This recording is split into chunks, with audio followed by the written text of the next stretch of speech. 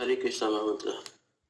हरे Krishna Hare Hare Krishna Krishna Hare Krishna Krishna Krishna Hare Hare Hare Hare Ram Hare Ram Hare Ram Ram Ram Ram Hare Hare. Hare Krishna. Hare welcome प्रभु Krishna ji. Hare Krishna. Thank you all. तीसरा स्कंद, दूसरा अध्याय, श्लोक संख्या 1 से लेके 2 तक। Third canto, chapter 2, versus 1 and 2। पहला श्लोक पढ़ता हूं। श्री शुकः उवाच इति भागवत पृष्ठः क्षत्रावार्तां प्रियश्रयाम् प्रतिवक्तुं न च उत्सेह औत्यकंठयात् स्मरितः ईश्वरः। अनुवाद पढ़ता हूँ श्री प्रभुपाद द्वारा। श्री सुखदेव गोस्वामी ने कहा, जब विदुर ने महान भक्त उद्धव से प्रीतम भगवान कृष्ण की वार्ता कहने का अनुरोध किया तो उद्धव को भगवान श्री कृष्ण का स्मरण हो आया। वे अत्यंत उत्कंठावश तत्काल कुछ न कह सके।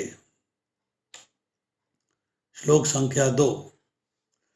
ये पंचायन मात्रः प्रातराशाय याचितः तत् न इच्छत् रचयन तस्य सपर्यां बाललीलया। अनुवाद पढ़ता हूँ। जब बाल्यावस्था में वे केवल 5 वर्ष के ही थे तब भगवान श्री कृष्ण की सेवा पूजा में ऐसे तन्मय हो जाते थे कि माता के द्वारा प्रातःकालीन जल पान के लिए बुलाए जाने पर भी वे उसे छोड़कर भोजन करने की इच्छा नहीं करते थे। अब इसका तात्पर्य है, कौन पढ़ेगा तात्पर्य? अब मैं पढ़ता हूँ। हरे कृष्ण। 2 पैराग्राफ है, 2 लोगों को पढ़ना है। पहला पैराग्राफ एक को, दूसरा पैराग्राफ दूसरे को। हरे कृष्ण प्रभु जी। तात्पर्य श्रील प्रभुपाद जी के द्वारा। श्रील प्रभुपाद जी की जय। अपने जन्म से ही उद्धव भगवान श्री कृष्ण के सहज भक्त अर्थात नित्य सिद्ध मुक्त आत्मा थे। वे अपने बचपन में ही स्वाभाविक अंतः प्रेरणा के कारण भगवान श्री कृष्ण की सेवा करते थे। वे भगवान श्री कृष्ण के स्वरूप वाले गुड्डों से खेला करते, उन्हें वस्त्र पहनाते, खिलाते और पूजा किया करते। इस तरह वे दिव्य साक्षात्कार की क्रीड़ा में निरंतर लीन रहते। यही सब नित्य मुक्त आत्मा के लक्षण हैं। नित्य मुक्त आत्मा श्री भगवान का भक्त होता है जो उन्हें कभी नहीं भुलाता। मानव जीवन श्री भगवान के साथ अपने नित्य संबंध को पुनर्जागृत करने हेतु होता है और सारे धार्मिक आदेश जीव की इस सुप्त अंतः प्रेरणा को जागृत करने हेतु होते हैं। यह जागृति जितनी ही जल्दी लाई जा सके उतनी ही तेजी से मानव जीवन का उद्देश्य पूर्ण हो जाता है। भक्तों के अच्छे परिवार में बालक को श्री भगवान की सेवा करने का अनेक प्रकार से अवसर मिलता है। ऐसे व्यक्ति जो पहले से ही भक्ति में प्रगति कर चुका होता है उसे ऐसे प्रबुद्ध परिवार में जन्म लेने का अवसर प्राप्त होता है। इसकी पुष्टि श्रीमद् भागवत गीता 6:41 की गई है। शुचिनाम श्रीमताम गेहे योग भ्रष्टो अभिज्ञायते। पतित भक्त को भी सुसंपन्न ब्राह्मण परिवार में या धनी वैश्य परिवार में जन्म लेने का अवसर प्राप्त होता है। इन दोनों परिवारों में ईश भावना मृत के अपने बोध को स्वतः पुनः पुनरुज्जीवित करने का अच्छा अवसर रहता है, क्योंकि इन परिवारों में नियमित रूप से भगवान श्री कृष्ण की पूजा की जाती है और बालक को पूजा विधि अर्थात अर्चना का अनुकरण करने का अवसर प्राप्त होता है। हरे कृष्ण। हरे कृष्ण। भक्ति में लोगों को प्रशिक्षित करने के लिए 5 रात्रि की विधि मंदिर पूजा है, जिसके द्वारा नव दीक्षितों को भगवत भक्ति सीखने का अवसर मिलता है। महाराज परीक्षित भी अपने बचपन में कृष्ण के गुड्डों से खेला करते थे। अब भी भारत में अनेक अच्छे परिवारों में बच्चों को खेलने के लिए राम तथा कृष्ण के खिलौने या कभी कभी देवताओं के खिलौने दिए जाते हैं, जिनमें उन्हें भगवान की सेवा करने की प्रवृत्ति उत्पन्न हो जिससे उनमें भगवान की सेवा करने की प्रवृत्ति उत्पन्न हो। भगवत कृपा से हमें भी हमारे माता पिता ने ऐसा ही सुअवसर प्रदान किया और हमारे जीवन का शुभारंभ इसी सिद्धांत पर आधारित था। Hare Krishna. Hare Krishna. Thank you very much. 2 श्लोक हैं, इसमें पहले श्लोक में तो परपट नहीं है और दूसरे श्लोक में 2 पैराग्राफ का परपट है। इसमें आपसे रिक्वेस्ट है कि आप जरा बताइए कि पहले जो श्लोक का अनुवाद है उसमें कोई इम्पोर्टेंट पॉइंट है जो हमें डिस्कस करना चाहिए, और फिर दूसरे श्लोक के पहले पैराग्राफ में और दूसरे पैराग्राफ में क्या इम्पोर्टेंट पॉइंट आपको लगता है कि जिसके ऊपर आज चर्चा होनी चाहिए, आज डिस्कशन होना चाहिए। Let us review it. कौन बताएगा?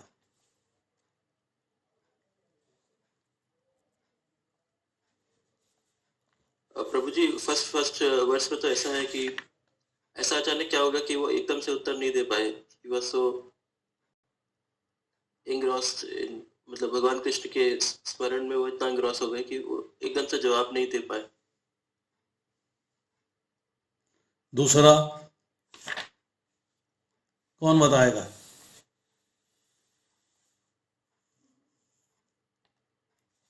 प्रभु जी, प्रातःकालीन कलेवा का क्या मतलब है, ये पूछना था। कलेवा मतलब जो हम ब्रेकफास्ट खाना खाते हैं। अच्छा। हरे कृष्णा। दूसरे में पहले तात्पर्य में जो नित्य मुक्त आत्माएं होते हैं उनके लक्षणों के बारे में वर्णन किया गया कि हमें भी वहीं तक पहुंचना है भक्ति हमारी। और कौन बोल रहा है? और मैं सिमी तनेजा। हाँ जी, सिमी जी बताइए। पहले पैराग्राफ में तो नित्य मुक्त आत्मा के लक्षण के बारे में बताया गया कि जो भगवान के अनंत भक्त होते हैं उनके क्या क्या लक्षण हैं। ठीक है। वो हर समय भगवान की मतलब कुछ भी कार्य करते हैं तो वो भगवान के उसमें खोए रहते हैं, उनमें स्मरण रहता है। और थोड़ा ये भी बताया गया कि अगर हम जैसे भक्ति हमारी अगर हम पूरी नहीं कर पाते, इस जन्म में नहीं होती, तो हमें जो इसमें भगवत गीता का वो श्लोक दिया गया है कि अगले जन्म में हमें धनी परिवार और किसी भक्त के घर में जन्म मिलता है, जिससे क्या होता है कि हम अपनी भक्ति को पुनः जो है कंटिन्यू आदमी जो है वो कर पाता है भक्ति में। और क्योंकि वो ऐसे परिवार में जन्म लेता है तो उसके साथ क्या होता है कि उसे बताना नहीं पड़ता कि भक्ति कैसे करनी है। बचपन से सारे भक्ति के लक्षण अपने आप ही भगवान उसको उसके अंदर आ जाते हैं, क्योंकि वो ऐसे परिवार में जन्म लेता है। दूसरे पैराग्राफ में someone else और कोई? और लास्ट में प्रभुपाद जी ने भी यही लिखा है कि by the grace of God we were given the same opportunity by our parents and beginning of our life was based on this principle. दूसरे परिवार में प्रभु जी हरे कृष्णा थोड़ा सा ये बताया गया कि आज भी ऐसे परिवार हैं जो कि बचपन से ही बच्चों को ऐसे खिलौने देते हैं जैसे रामचंद्र कृष्ण जी के, कि ताकि उनमें जो भक्ति की भावना और अपने देवताओं के प्रति पहले से ही उनमें गुण आ जाए, कि भक्ति के लक्षण आ जाए, कि हमें ये हमारे उनके प्रति आदर सत्कार का भाव आ जाए और थोड़ा जिज्ञासा पैदा। ये बताए। Very nice. अब स्टार्ट करें।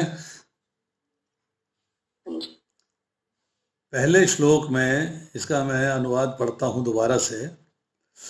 श्रील सुखदेव गोस्वामी ने कहा, जब विदुर ने महान भक्त उद्धव से प्रियतम भगवान कृष्ण की वार्ता कहने का अनुरोध किया तो उद्धव को भगवान श्री कृष्ण का स्मरण हो आया और ये अत्यंत उत्कंठावश तत्काल कुछ ना कह सके। इंपॉर्टेंट पॉइंट क्या है? प्रियतम भगवान कृष्ण की वार्ता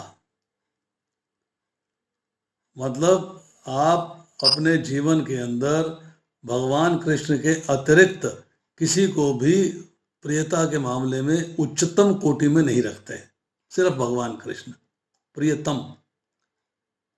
तम मीन्स जैसे गुड, बेटर, बेस्ट है, तो बेस्ट जो है वो अपर लिमिट है, इस तरह प्रियतम जो है वो अपर लिमिट है।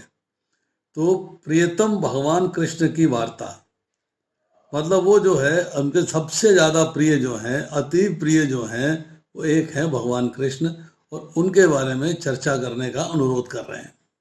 नाउ इस चर्चा करने के अनुरोध का रिजल्ट क्या है? मतलब भगवान का स्मरण एकदम हो आया, मतलब जब भी आप जो है इस भौतिक जीवन के अंदर भी भगवान की चर्चा करेंगे, दो मित्र आपस में करेंगे, दो सहेलियां आपस में करेंगे, दो भक्त आपस में करेंगे, तो एक क्षण के अंदर भगवान कृष्ण का स्मरण होना शुरू हो जाएगा। उनके नाम रूप गुण लीला धाम का स्मरण जो है होना शुरू हो जाएगा, बिकॉज अब जो है चर्चा हो रही है भगवान कृष्ण की। अब जब भगवान कृष्ण की चर्चा शुरू होती है, भगवान कृष्ण की लीलाओं का स्मरण होता है, तो आपका कंठ अवरुद्ध हो जाता है, आप बोलने में असमर्थ हो जाते हो। ये तीसरा पॉइंट है कि अत्यंत उत्कंठावश तत्काल कुछ ना कह सके, क्योंकि इतना एनग्रॉस हो गए उसके अंदर, इतना मस्त हो गए उसके अंदर, इतना इन्वॉल्व हो गए उसके अंदर, इतना स्मरण डीप हो गया कि आपका मुख से बोल ही नहीं निकले, अब बोलने में ही असमर्थ हो गए। मतलब रोमांच, कंपाश्रु, मूर्छा, मतलब आप उस लेवल पे आ रहे हैं जब आपका कंठ अवरुद्ध हो गया है, आपसे कुछ बोला नहीं जा रहा है। तो मैसेज क्या है कि हम जो है भगवान का स्मरण लगातार अगर करना चाहते हैं, तो हमें भगवान की लीलाओं को जहाँ दो मिलेंगे वहाँ चर्चा करनी है, जहाँ पे आपस में बातचीत होगी वहाँ चर्चा करनी है। और देखिए ये बात जो है भगवान क्या कह रहे हैं, और सुनिएगा। भगवान कहते हैं मत चित्ता मतकत प्राणा बोधयंत परस्परम कथयच्च च माम नित्यम तुष्यन्ति च रमन्ति च। भगवद गीता अध्याय संख्या 10 श्लोक संख्या 9। मेरे शुद्ध भक्तों के विचार मुझ में वास करते हैं।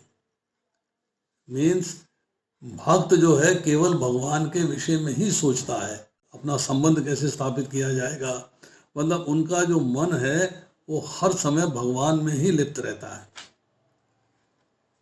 उनके जीवन मेरी सेवा में अर्पित रहते हैं, मतलब हर समय मेरी सेवा के बारे में ही सोचते हैं, मेरी सेवा ही करते हैं। एक दूसरे को ज्ञान प्रदान करते हुए वे मेरे विषय में बातें करते हुए परम संतोष तथा आनंद का अनुभव करते हैं।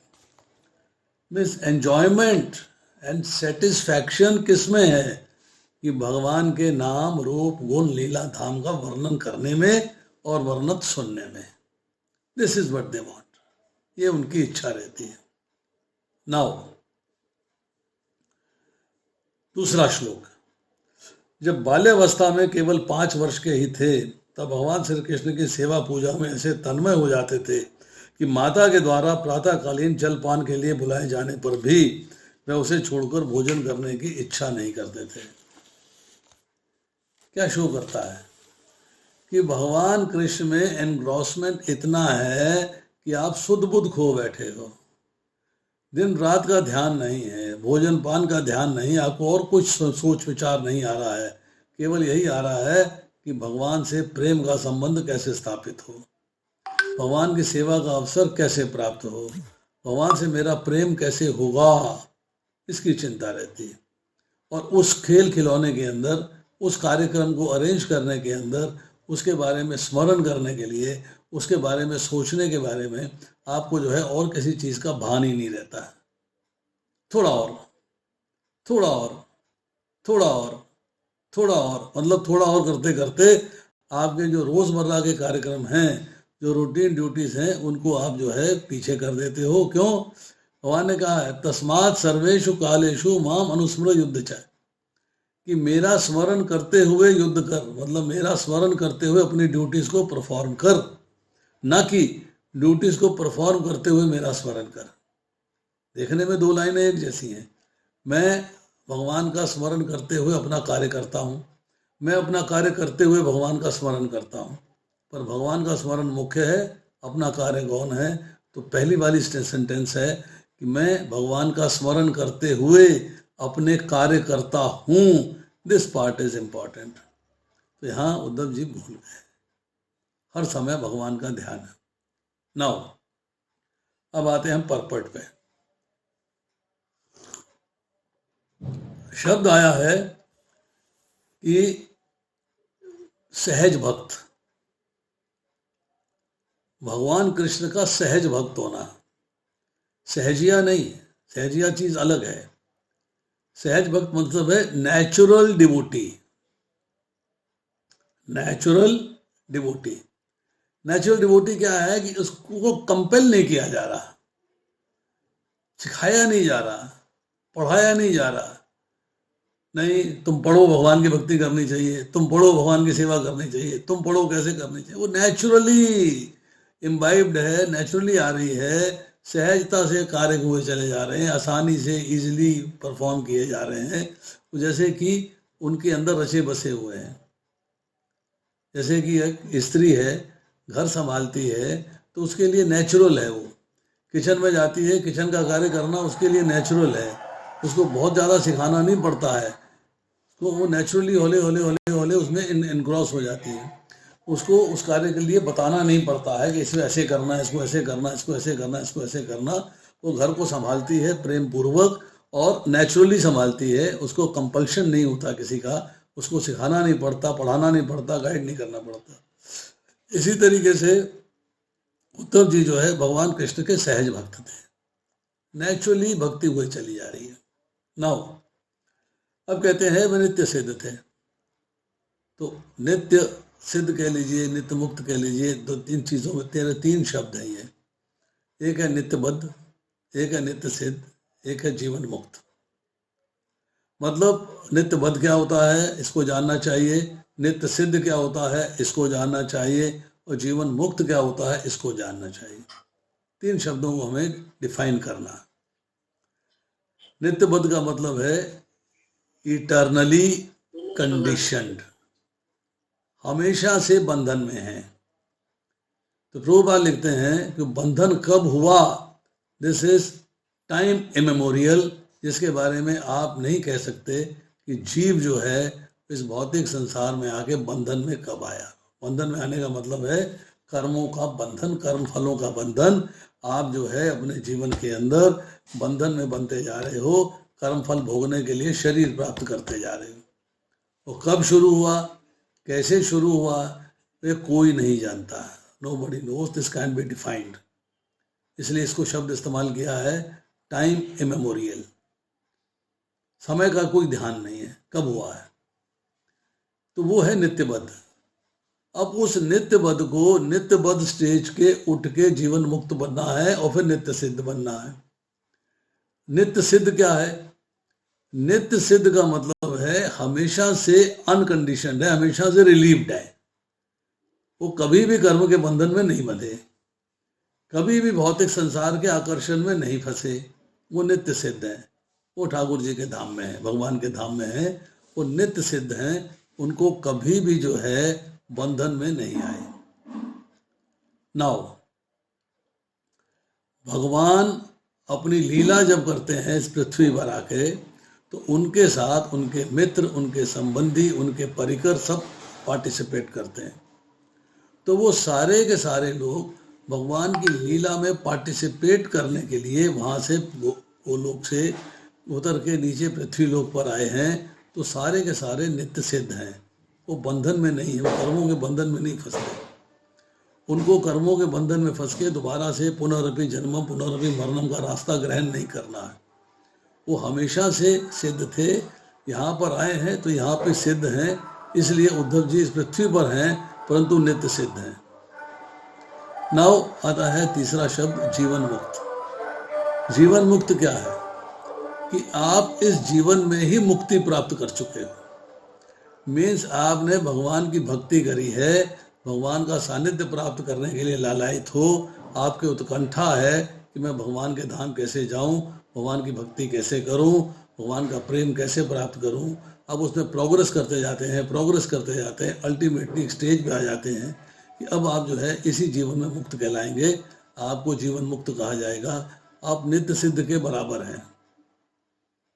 आप इस वक्त नित्य सिद्ध मतलब नित्यबद्ध अवस्था से ग्रेजुअली प्रोग्रेस करके आप नित्य सिद्ध अवस्था में जा रहे हैं। ये ग्रेजुअल प्रोग्रेशन है। Means now you have reached the highest limit of Krishna consciousness.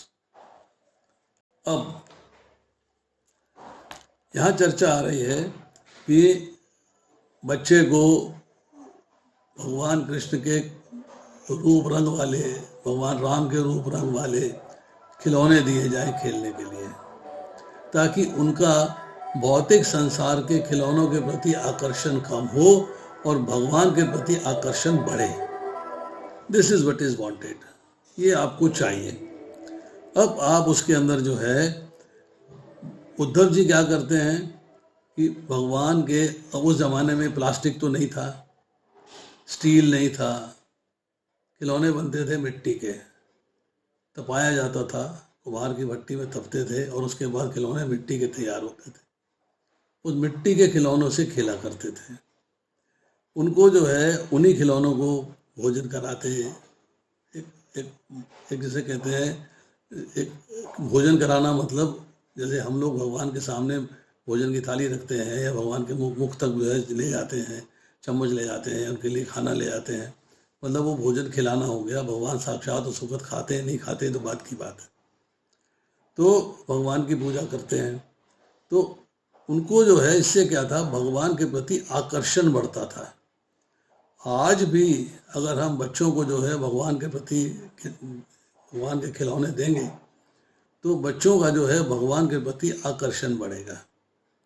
जैसे कि अभी आजकल देखा होगा आपने कि बच्चों के लिए रोबोट्स आ गए हैं, चलते हैं, बैटरी लगी होती है और रोबोट्स चलते हैं, तो बच्चा उनसे आकर्षित होता है।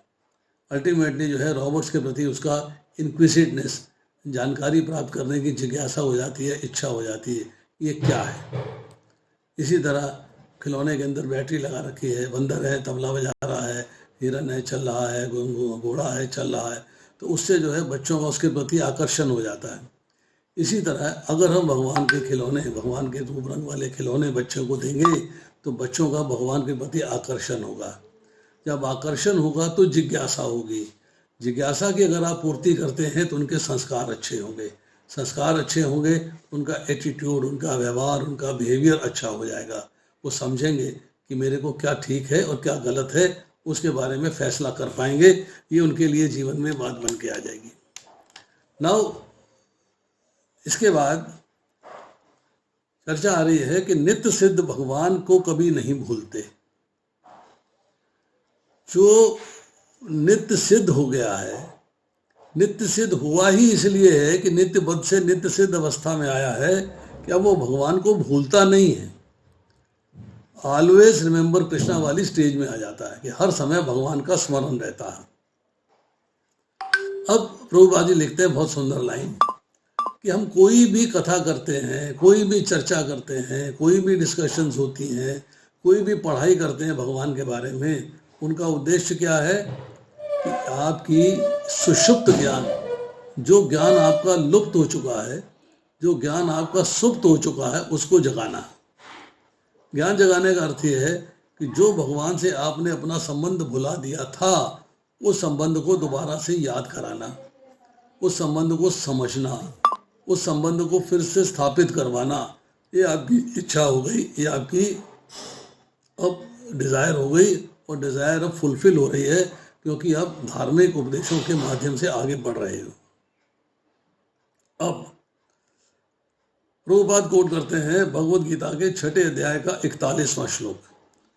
इस तथ्य की पुष्टि होती है, शुचिनाम श्रीमंता गेहे योग भ्रष्टो अभिजायते। योग भ्रष्ट भक्त भी संपन्न ब्राह्मण के परिवार या धनी वैष्णव कुल में जन्म लेता है। तो इसके ऊपर थोड़ी सी चर्चा करते हैं। 6 अध्याय के अंदर जो है ध्यान योग की चर्चा चल रही है। इसमें जो है अर्जुन ने प्रश्न कर दिया है कि हे महाबाहु कृष्ण, क्या ब्रह्म प्राप्ति के मार्ग से भ्रष्ट ऐसा व्यक्ति आध्यात्मिक तथा भौतिक दोनों ही सफलताओं से च्युत नहीं होता और छिन्न भिन्न बादल की भांति विनष्ट नहीं होता, जिसके फलस्वरूप उसके किसी के लिए लोक में कोई स्थान नहीं रहता? हे कृष्ण, यही मेरा संदेह है और मैं आपसे इसे पूर्णतः दूर करने की प्रार्थना कर रहा हूँ। आपके अतिरिक्त अन्य कोई ऐसा नहीं है जो संदेह को नष्ट कर सके। तो यहाँ पर जो है चर्चा हो रही है कि एक व्यक्ति भक्ति में आगे बढ़ रहा है। ही इज प्रोग्रेसिंग ग्रेजुअली होले वो जो है आगे बढ़ रहा है। बट अब जो है सिचुएशन ये आ गई कि उसका फॉल डाउन हो गया है, वो भूल गया है कि अब वो जो है उसको याद नहीं है कि इसको आगे कैसे करना है या कैसे नहीं करना है। मन कहीं भोग विलास में आकर्षित हो गया है, सूक्ष्म वासनाओं के प्रति आकर्षित हो गया है। अब संशय क्या है कि जैसे बादल हैं, एक बादल से कई बादल बन के छिन्न भिन्न हो जाते हैं, इस तरह जो है वो नष्ट तो नहीं हो जाएगा, पाप कर्मों से रहित तो हो गया। क्यों? उसने भगवत प्राप्ति के मार्ग पर चलना शुरू कर दिया है और भगवान की भक्ति में आगे बढ़ता जा रहा है।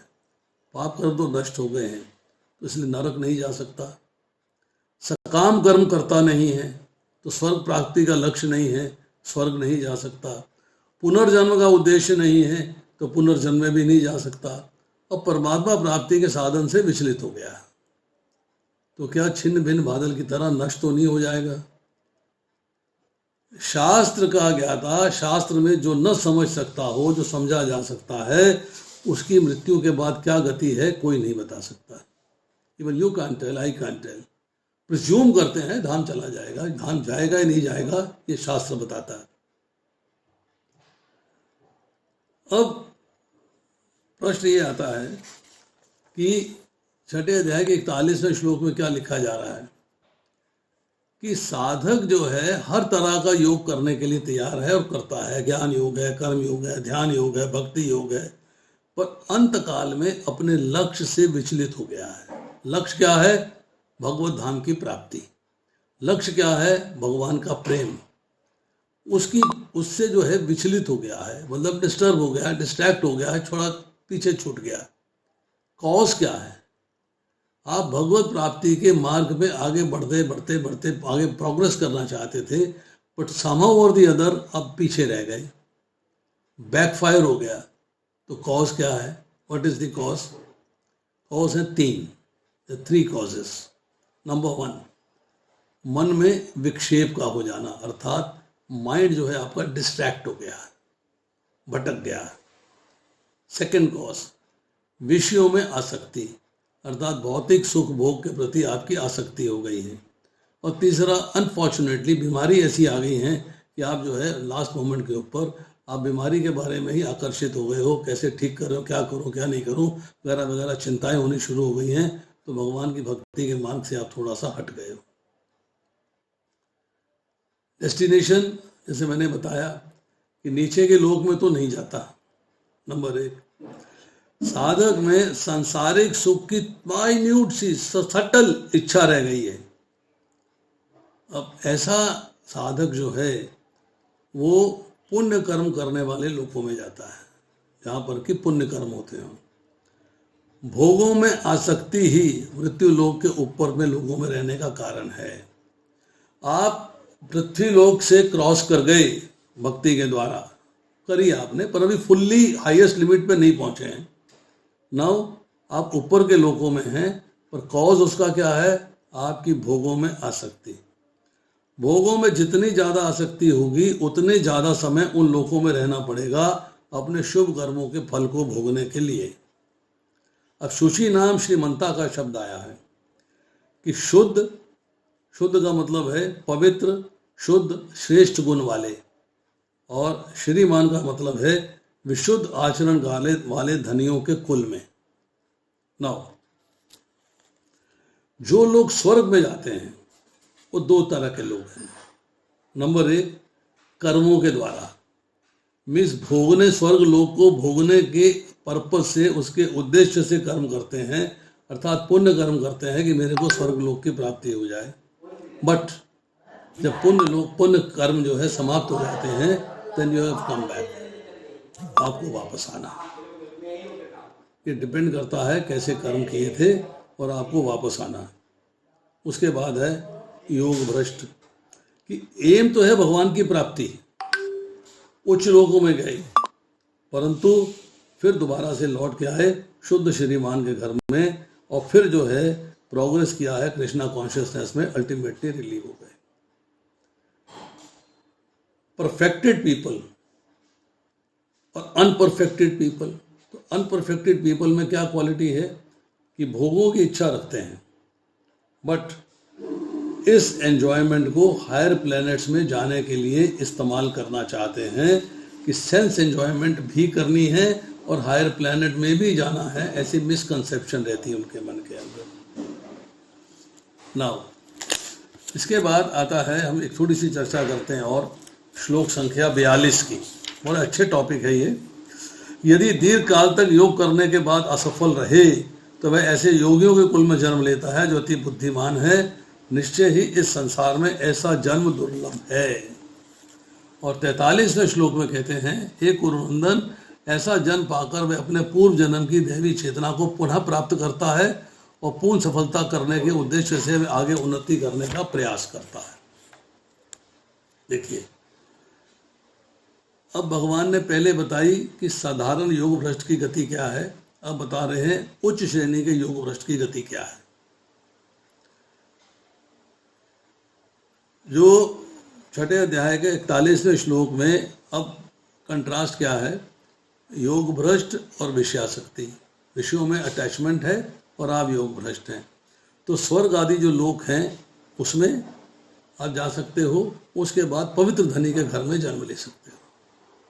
नाउ एक व्यक्ति है वैराग्यवान, उसमें कोई विषयासक्ति नहीं है, विषयों के प्रति आसक्ति नहीं, बट लास्ट मोमेंट पे विचलित हो गया है।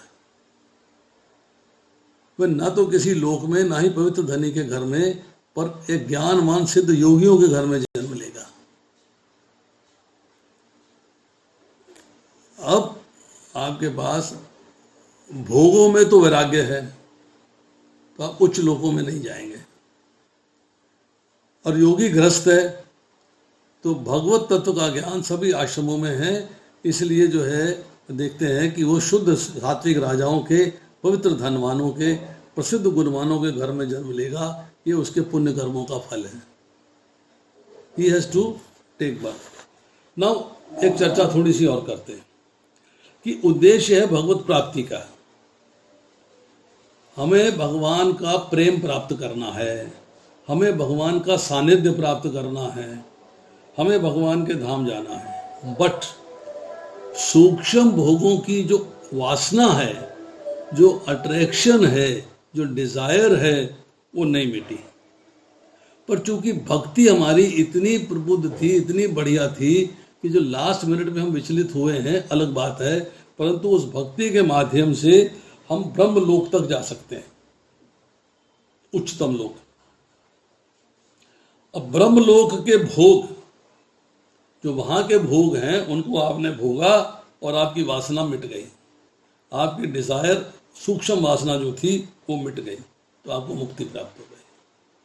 Now you are relieved, salvation हो गया, लिबरेशन हो गया। सिचुएशन नंबर 2 कि न तो भोगों की वासना है, न ब्रह्म लोगों के भोगों की वासना है। कहीं कोई वासना नहीं है, कोई डिजायर नहीं है संसारिक भोगों को भोगने की, पर फिर भी अंत काल में सूक्ष्म सी वासना प्रकट हुई और ध्यान योग से आप विचलित हो गए, मतलब आप असफल योगी हो गए। तो आप योगियों के कुल में जन्म लेंगे और फिर दोबारा से भक्ति में लग के भगवत धाम चले जाएंगे। सिचुएशन नंबर 3 कि संसारिक सुख भोग की कामना तो मिटी नहीं, योग से विचलित हो गए, स्वर्ग आदि लोगों में भोग भोगा, शुद्ध श्रीमान के घर में जन्म लिया, साधना करी और फिर मुक्त हो गए। तो यहाँ सवाल ये है कि हमको इस जीवन में मैसेज क्या मिलता है। मैसेज ये है कि सांसारिक सुख भोग का आकर्षण सूक्ष्म रूप से भी नहीं रहना चाहिए। सूक्ष्म रूप से भी सांसारिक सुख भोग का आकर्षण नहीं रहना चाहिए। अब आता है कि हमने ध्यान योग में गए, भक्ति योग में गए, कर्म योग में गए, ज्ञान योग में गए, जो भी हमने साधन किया उसमें जितने कृष्णा कॉन्शियसनेस में एडवांस हो चुके, अगर आपका बाई चांस किसी वजह से डिस्ट्रैक्शन होने के बाद दोबारा जन्म होता है तो आप अनायास सहज ही कृष्णा कॉन्शियसनेस में दोबारा लग जाते हो। नेहा विक्रम नाशोस्ति प्रत्यवायो न विद्यते, मतलब योगी कुल में जन्म होने और वहाँ पूर्व संस्कारों से संबंध हो जाने के कारण योग भ्रष्ट पुरुष अनायास ही योग साधन में लग जाता है। छोटे छोटे बच्चे हम देखते हैं, भगवान के श्लोक याद किए हुए हैं, गीता के श्लोक याद किए हुए हैं, इंटरेस्ट लेते हैं। हमारे यहाँ जैसे प्रहलाद स्कूल चलते हैं, प्रहलाद स्कूल की क्लासेस में जाते हैं, उनको उसमें आनंद आता है। हम गीता कंपटीशन कराते हैं, योगा रिसाइटेशन कंपटीशन कराते हैं, भगवद गीता के श्लोकों को रिसाइट कराते हैं, तो छोटे छोटे बच्चे आते हैं, श्लोकों को रिसाइट करते हैं, इनाम जीतते हैं और उसके बाद भक्ति में लगते हैं। हमने छोटे छोटे बच्चों को चैंटिंग करते देखा है, छोटे छोटे बच्चों को भगवद गीता के ऊपर श्लोकों को पढ़ते देखा है, सुनते देखा है, समझते देखा है। तो मतलब वो छोटी उम्र से ही भक्ति में लग जाते हैं, क्योंकि जो पुरानी भक्ति छूट गई थी वो दोबारा से ऑटोमेटिकली रीस्टार्ट हो गई है। इसका एग्जाम्पल क्या देते हैं, एक व्यक्ति ने पढ़ाई शुरू करी है, पढ़ लिया कुछ, अब पढ़ाई छूट गई, साल 2 साल नहीं पढ़ पाया, फिर से पढ़ाई शुरू करी, तो जो पहले पढ़ा हुआ था वो जल्दी से स्मरण में आ जाता है, उसको दोबारा से उतनी मेहनत नहीं करनी पड़ती। जो नया पढ़ेगा उसमें मेहनत करनी पड़ेगी, पर जो पहले से पढ़ा हुआ है उसमें उसे दोबारा से मेहनत नहीं करनी पड़ेगी, वो ऑटोमेटिकली जो है वो रीस्टार्ट हो जाएगा, ऑटोमेटिकली जल्दी से काम शुरू हो जाएगा। मतलब पूर्व जन्म में जो साधन हो चुका है, जितने अच्छे संस्कार पढ़ चुके हैं, वो इस जन्म में तुरंत ही जागृत हो जाते हैं। अब अपनी बुद्धि के द्वारा वाइज इंटेलिजेंस वो जो है भक्ति योग से, ज्ञान योग से, ध्यान योग से, कर्म योग से कनेक्शन जो है एस्टैब्लिश कर लेता है। अब वो जो है ही ट्राइज इवन हार्डर, अब उसको समझ में आता है कि मुझे और मेहनत करनी चाहिए, परफेक्शन गेन करने के लिए, मुझे आत्मा और परमात्मा के बारे में जानने के लिए मेरे को अपना हृदय शुद्धिकरण करना है और मेहनत करनी है, जिससे कि मैं इजीली जो है, जो इस निद्रा से मैं जागा हूँ, उस जागृत अवस्था का इस्तेमाल कर सकूँ। तो भगवान कहते हैं कि शुद्ध श्रीमान के घर में जन्म लेने वाले की दशा क्या है। पूर्व जन्म के संस्कार में मैं योग मार्ग की ओर आकृष्ट हो गया, योग के जानने की इच्छा करने वाले वह वेद में कहे सकाम कर्म मार्ग पार करके आगे बढ़ गया, जिज्ञासु हो गया, किंतु योग मार्ग में ही फिक्स हो गया, वो उसमें स्थित है। He is inquisitive about yoga, मतलब भगवान के भक्ति योग के बारे में उसको ज्ञान मार्ग का दर्शन चाहिए, उसको जो है गाइडेंस चाहिए, और उस गाइडेंस पे चल के वो भक्ति योग में आगे बढ़ता चला जाता है, आगे बढ़ता चला जाता है। अब उसने चूंकि पिछले जन्मों में भक्ति योग की, ध्यान योग की प्रैक्टिस करी है, अब इस जन्म में योग के प्रति आकर्षित हो गया है। कई बार क्या होता है कि इच्छा नहीं होती व्यक्ति की, घर वालों की भी इच्छा नहीं है, परिवार की इच्छा नहीं है, फिर भी वो भक्ति योग में आकर्षित हो रहा है, उसमें लग गया है। उसको बहुत सारे लोग अवश्यो अपी है, मतलब बहुत सारे परिवार के लोग इसके अगेंस्ट कहते हैं, इसे डिस्ट्रैक्ट करने की कोशिश करते हैं, नहीं एक नहीं ठीक मार्ग है, अभी तो बहुत छोटे हो, तुम्हें इस मार्ग में नहीं चलना चाहिए। पर वो सकाम कर्मकांड से परे होके, मटेरियल एंजॉयमेंट से परे होके, वो स्पिरिचुअल लाइफ की तरफ, आध्यात्मिक जीवन की तरफ आकर्षित हो जाता है। Now is attracted towards Krishna consciousness. तो जब योग का वो जिज्ञासु है, वो भी वेदों में कहे सकाम कर्मों को पार कर जाता है, फिर जो योग भ्रष्ट है उनका तो कहना ही क्या। एक बड़ी अच्छी बात है कि एक व्यक्ति जो है सकाम कर्मों के अंदर लगा हुआ है, अब वो भगवान की भक्ति के प्रति जिज्ञासु हो गया, ज्ञान प्राप्त करना चाहता है, तो वो भगवान की भक्ति के मार्ग में लग जाता है। जब ऐसा साधारण व्यक्ति जो भोगों के प्रति आकर्षित था, वो भगवान की भक्ति के मार्ग में लग गया, तो जो योग भ्रष्ट हुआ है, लास्ट मिनट में जिसको योग को नहीं मेंटेन कर पाया है, उसकी तो बात ही क्या है, वो तो ऑटोमेटिकली लग जाएगा, उसको तो कुछ करना नहीं है। मीन्स कि पूर्व अभ्यास के कारण जो कृष्णा कॉन्शियसनेस में प्रैक्टिस कर रहा है, वो उस प्रैक्टिसिंग में जबरदस्ती ऑटोमेटिकली खिंच जाता है, उसको समझाने की या खींचने की जरूरत नहीं पड़ती। नाउ इसके बाद आती है लास्ट में चर्चा। पंचरात्र की सूत्र के अनुसार लोगों को भक्ति का प्रशिक्षण मंदिर पूजा के द्वारा दिया जाता है। व्हाट इज पंचरात्र की? पंचरात्र की क्या है? एक ग्रंथ है नारद पंचरात्र। उसमें जो है भगवान की भक्ति कैसे की जाती है, उसके स्टेप्स क्या हैं, उसको एक एक चीज़ को कैसे एक्सप्लेन किया है कि आरती कैसे घुमानी है, अगरबत्ती कैसे दिखानी है, भगवान को पानी कैसे दिखाना है, रुमाल कैसे दिखाना है, वगैरह वगैरह वगैरह, चावर है, मोर पंख है जो हम करते हैं मंदिर के अंदर, ये सब कैसे किए जाते हैं, शंख कैसे बजाना है, इसकी क्या ज़रूरत है, इसके अलावा भक्ति के और विधियाँ क्या हैं। तो वो जो नारद पांचरात्रि है वो भगवान शिव जी ने 5 रातों में ये नारद जी को ज्ञान दिया था। इसीलिए जब इस ग्रंथ की रचना होती है इसको नारद पांचरात्रि कहते हैं, नारद पांचरात्र। तो उस पांचरात्र में जो सिस्टम बता रखा है, जिसका उल्लेख हमें हरि भक्ति विलास में मिलता है, जो सनातन गोस्वामी का ग्रंथ है, उसके अंदर आपको भक्ति की ट्रेनिंग दी जाती है। मन कैसे भगवान को देना है, भगवान की पूजा कैसे करनी है, भगवान का भक्त कैसे बनना है, भगवान को नमस्कार कैसे करना है, भगवान को समर्पण कैसे करना है, श्रवणम कीर्तनम विष्णु स्मरणम पाद सेवनम अर्चनम वंदनम दास्यम साख्य आत्मनिवेदनम, जो प्रहलाद महाराज ने 9 विधियाँ बताई हैं, उनके ऊपर चलना कैसे है, उनको प्रैक्टिस कैसे करनी है, ये सारा का सारा ज्ञान जो है एक नारद पांचरात्रि में है। अब उसी के अंदर जो है ये ज्ञान आता है कि आप मंदिर के अंदर भगवान की पूजा कैसे करेंगे, उसमें ज्ञान की प्राप्ति होती है। तो कई बालक जो है वो बचपन से ही इस ज्ञान को सीख लेते हैं, क्योंकि योग भ्रष्ट हुए थे, धनी कुल में या किसी वैश्य कुल में या किसी भक्त के कुल में उनका जन्म हुआ है, और वो उसके माध्यम से उनको जो है ज्ञान की प्राप्ति हो रही है, और वो इस कार्य को बड़ी आसानी से परफॉर्म करवाते हैं, इसको सीख जाते हैं। एक कनिष्ठ भक्त भगवान की भक्ति सीखता है, मीन्स बिगिनिंग इज लर्निंग। कभी तो सीखना है ना। अब हम लोग बड़े होकर सीखे हैं, वो लोग बचपन में सीख जाते हैं, पर जो भगवान की भक्ति सीखने वाला है वो भी कनिष्ठ है, मीन्स अभी 3rd लेवल पे है, फिर 2nd लेवल पे आएगा, फिर परफेक्शन की तरफ जब पहुंचेगा तो 1st लेवल पे आएगा। तो यहाँ महाराजा परीक्षित की बात हो रही है, वो भी बचपन में जब उनको खिलौने से खिलाया जाता था, तो खिलौने में जो है भगवान के जो है रंग रूप के खिलौने होते थे, और श्री कृष्ण श्री राम अन्य देवताओं के रूप वाले खिलौने दिए जाते हैं।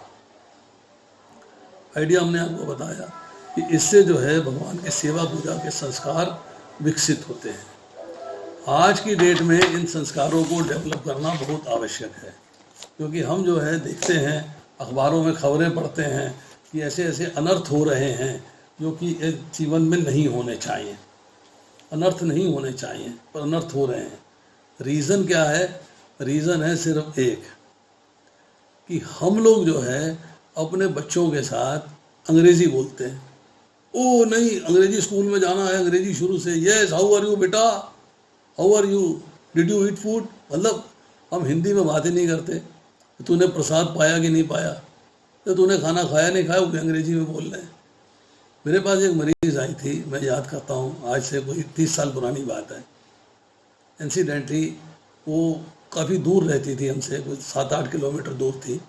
वहाँ से आई, इसलिए आई कि उसका जो मायका है लड़की का, वो हमारे ससुराल के बिल्कुल बगल में था, लखनऊ में। तो उसको पता लगा कि डॉक्टर भारती की दिल्ली में शादी हो गई है, चलो डॉक्टर भारती के यहाँ दिखा के आते हैं।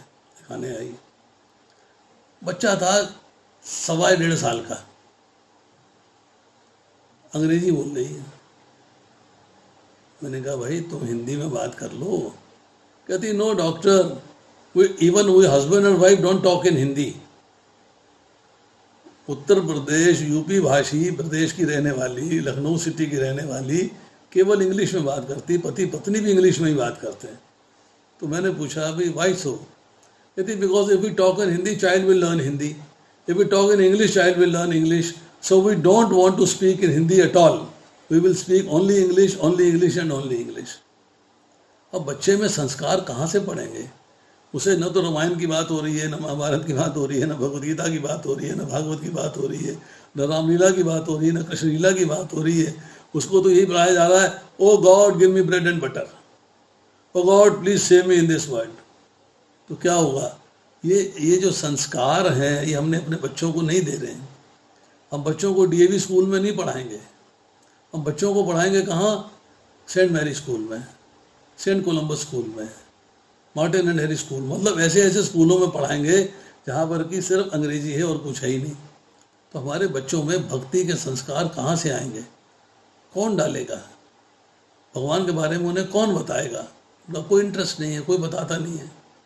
तो इसलिए जो है प्रभुपाद कह रहे हैं कि भगवान की कृपा से माता पिता ने हमें ऐसा अवसर प्रदान किया है कि हम आगे अपनी संतान को ऐसा अवसर दें जिससे कि वो इस सिद्धांत पे चलें। सिद्धांत क्या है? कि कृष्ण ही भगवान है, कृष्ण की सेवा परम धर्म है और कृष्ण की सेवा के प्रति हमें आकर्षित होना चाहिए, लालायित होना चाहिए, ताकि हम कृष्ण प्रेम प्राप्त कर सकें। आज इतना ही, शेष फिर। Thank you very much.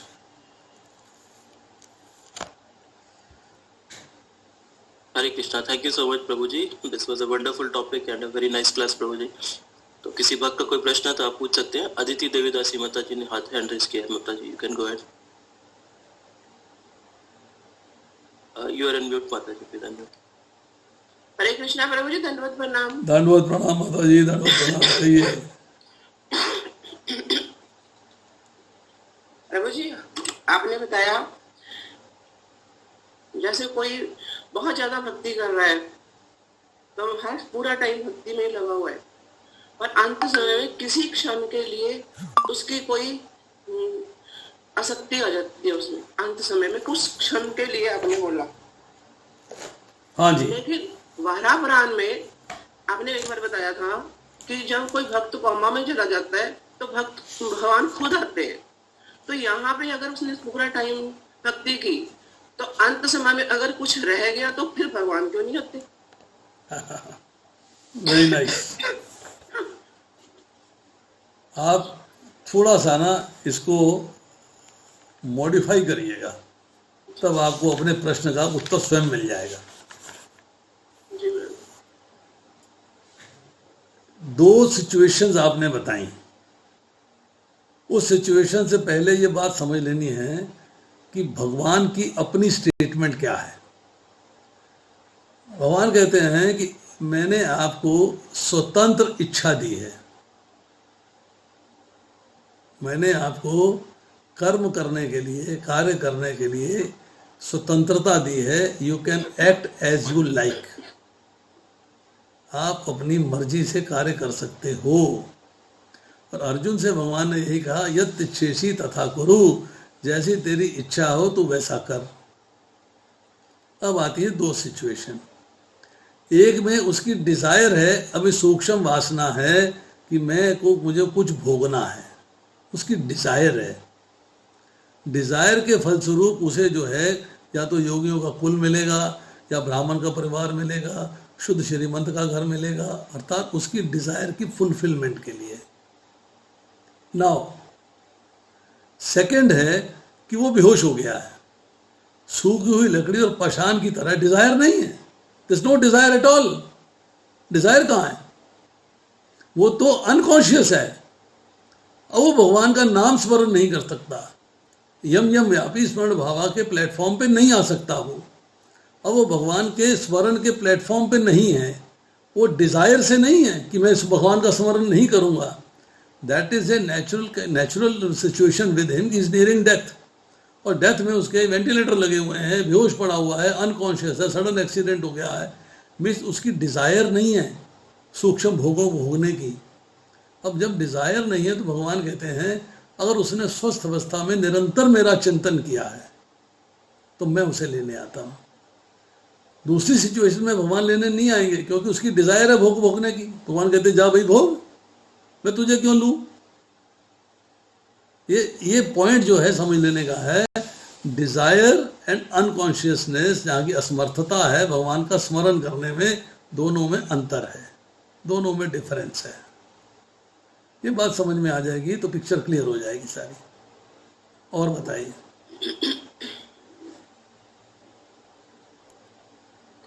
जी दोनों ही कंडीशन में मेरे हिसाब से तो, क्योंकि वो पूरा टाइम भक्ति की है। माता जी भक्ति की है तो भक्ति में ही रहता ना, डिजायर में क्यों अटक गया? तो अंत समय में कुछ ऐसी हो ही हालत तो, तभी तो भगवान कहते हैं कि तुम अंत समय में चला गया है तो तेरे को मैं शुद्ध श्रीमान के घर में जन्म दे रहा हूँ, वहां से भक्ति करो, मेरे पास आ जा। तूने डिजायर क्यों करी? जीव ने डिजायर क्यों करी? Desire has to be fulfilled. Desire जो भी होगी उसे फुलफिल करना पड़ेगा। आप बोलेंगे कि मैं जो है, देखिए आप कहते हैं कड़वी कड़वी तेरी और अच्छी अच्छी मेरी, ये तो नहीं हो सकता ना। अब दो नाव में सवारी नहीं कर सकते, इस नाव में भी पैर रख लिया, इस नाव में भी पैर रख लिया, नाव तो एक ही रहेगी ना। जब आपने दूसरी नाव क्या है, भक्ति भी कर रही हूँ, डिजायर भी कर रही हूँ और भगवान के धाम भी जाना चाहती हूँ, तो भैया डिजायर पहले फुलफिल कर, फिर भगवान के धाम जाने की बात सोचियो। डिजायर ही क्यों आई तेरे मन के अंदर? आपने ध्यान पूर्वक दूसरे अध्याय का 71वां श्लोक पढ़िए और 70वां श्लोक पढ़िए। आप थोड़ा सा इस पे ध्यान दीजिएगा, मैं आपको उसका मीनिंग पढ़ के सुनाता हूँ। जो पुरुष समुद्र में निरंतर प्रवेश करने वाली नदियों के समान इच्छाओं के निरंतर प्रवाह से विचलित नहीं होता, डिजायर है पर उनसे डिस्टर्ब नहीं है, सदैव स्थिर रहता है, वही शांति प्राप्त कर सकता है, अर्थात वही भगवान के धाम जा सकता है। ऐसा दूसरा नहीं जो इच्छाओं को तुष्ट करने की चेष्टा कर रहा हो। और अगले श्लोक में कहते हैं, विहाय कामानि सर्वान् पुमान् चरति निष्प्रह निर्मम निरंकार से शांति मदि गच्छति। शांति किसे मिलती है? जिस व्यक्ति ने इंद्र तृप्ति की समस्त इच्छाओं का परित्याग कर दिया। लास्ट मोमेंट पे भी इच्छा नहीं होनी चाहिए, even at the last moment इच्छाओं का परित्याग कर दिया है। जो इच्छाओं से रहित रहता है, उसने सारी ममता त्याग दी है, अहंकार से रहित है, वही वास्तविक शांति को प्राप्त कर सकता है, भगवान के धाम जाने में वही सक्षम है। अगले श्लोक में, लास्ट श्लोक में दूसरे अध्याय में कहते हैं, ऐशा ब्राह्मी स्थिति पार्था न्यायनम प्राप्य विमोहति। मतलब ये आध्यात्मिक तथा ईश्वरीय जीवन का पथ है, जिसे प्राप्त करके मनुष्य मोहित नहीं होता। मोहित नहीं होने का मतलब है ना अट्रैक्शन होती है ना विचलित होता है। अगर आप विचलित हो गए हो तो भैया जो आपने कामना करी है उसको तो आपको फुलफिल करना पड़ेगा। भगवान कहते हैं ओके यू डू इट। आप यहाँ क्यों आए? कि आपने कामना करी एंजॉय करने की, तो यहाँ आ गए। ना कामना करते भगवान के धाम में ही रहते। तो दोनों बातों में प्लीज कंफ्यूज ना होइएगा कि मैंने सारी उम्र भक्ति करी है, डिजायर आ गई तो क्या हो गया, भगवान मुझे ले जाए। भगवान कहते पहले डिजायर तो फुलफिल कर। मेरे यहाँ तो डिजायरलेस व्यक्ति आएगा, desireless, no desire, desire is only to serve me, वो मेरे पास आएगा। अगर तेरी डिजायर में एक सूक्ष्म सी भी, बिल्कुल माइन्यूट सटल डिजायर भी है संसारिक सुख को भोगने की, तो पहले भोग ले फिर मेरे पास आना। इसमें कंफ्यूजन की कोई आवश्यकता नहीं है। हमारा भाव है अरे हो गया तो क्या हो गया, भगवान को आना चाहिए मुझे लेने के लिए। अपनी गलती नहीं देख रहे हैं हम, भगवान की गलती देख रहे हैं कि भगवान क्यों नहीं आ रहे हैं। अपनी मिस्टेक देखें कि हमने डिजायर करी क्यों। भगवत गीता को ध्यान से पढ़ेंगे ना तो सब बातों के उत्तर मिलेंगे। क्लियरली कहा है, जो इच्छाओं से रहित रहता है, जिसमें no desires at all, desires are zero, zero desire होनी चाहिए इस सांसारिक भोग के लिए, सांसारिक सुख भोग के लिए, इंद्र तृप्ति के लिए।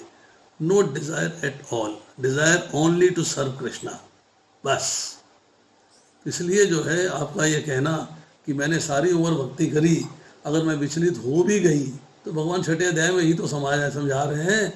भगवान खुद कह रहे हैं भाई विचलित हो जाएगा तो मेरे धाम नहीं आ सकता, शुद्ध श्रीमंत के घर में या उच्च ब्राह्मण कुल में जन्म लेना पड़ेगा, क्योंकि विचलित होने का रास्ता वही है। उसके फिर दोबारा से जन्म लेके मेरे यहाँ आना पड़ेगा। Again practising Krishna consciousness, then you come to me. इसलिए इसको प्लीज ध्यानपूर्वक सुनिए, ध्यानपूर्वक समझिए, तो सारी बातें जो है क्लियर हो जाएंगी। तो प्रभु जी ये तो तभी पॉसिबल है कि जब हम काम करते हुए भक्ति ना करें, भक्ति करते हुए काम करें, तभी पॉसिबल है। भक्ति, भगवान ने कहा तस्मात् सर्वेषु कालेषु माम अनुस्मर युद्ध च। मैं भक्ति करते मतलब भगवान का स्मरण करते हुए अपना काम करता हूँ, या अपना काम करते हुए भगवान का स्मरण करता हूँ। तो जो चीज़ प्राइमरी होगी वो याद रहेगी, काम जरूरी है करना है, प्रायोरिटी हो जाएगी। जो सेकेंडरी होगी वो प्रायोरिटी से नेक्स्ट स्टेप आ जाएगा। तो अगर मैं प्रायोरिटी काम को दूंगा तो भगवान का स्मरण छूट जाएगा। पर प्रायोरिटी भगवान की सेवा करना, स्मरण करना हर समय भगवान। 10वां अध्याय हम पढ़ेंगे, अभी 10वें अध्याय के करेंगे। भगवान ने अपनी 82 विभूतियाँ बताई। 10वें अध्याय के अंदर जो है अर्जुन ने बड़ा ही सुंदर प्रश्न किया है।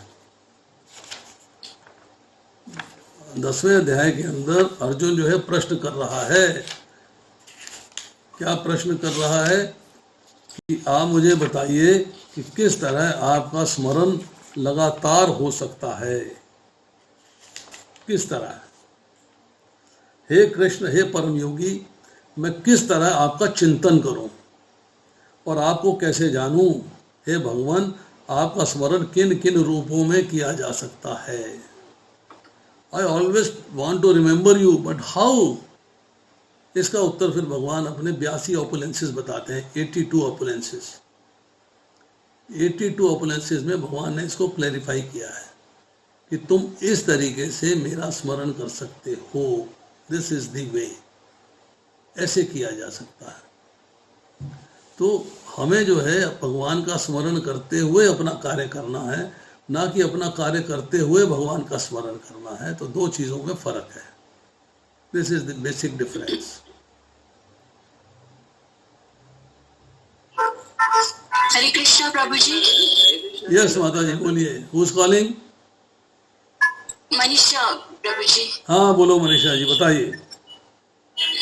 प्रभु जी, मेरा क्वेश्चन ये है कि हम जैसे जो अभी साधना भक्ति में जस्ट एंटर किए हैं, हम तो बहुत ही इनिशियल स्टेज पे हैं, तो मुझे तो मन में ये फीलिंग आती है कि अभी तो हम इस लायक भी नहीं है कि हम गोलोक धाम के बारे में सोचे कि हमें वहाँ स्थान दें। अभी तो हमारा हर वक्त ये होना चाहिए कि ठाकुर जी अपनी भक्ति प्रदान कीजिए। That is the only thing which I feel, क्योंकि वो तो बहुत बहुत दूर की बात है। मेरे को लगता है कि अभी तो हमें सिर्फ भक्ति ही मांगनी चाहिए ठाकुर जी से।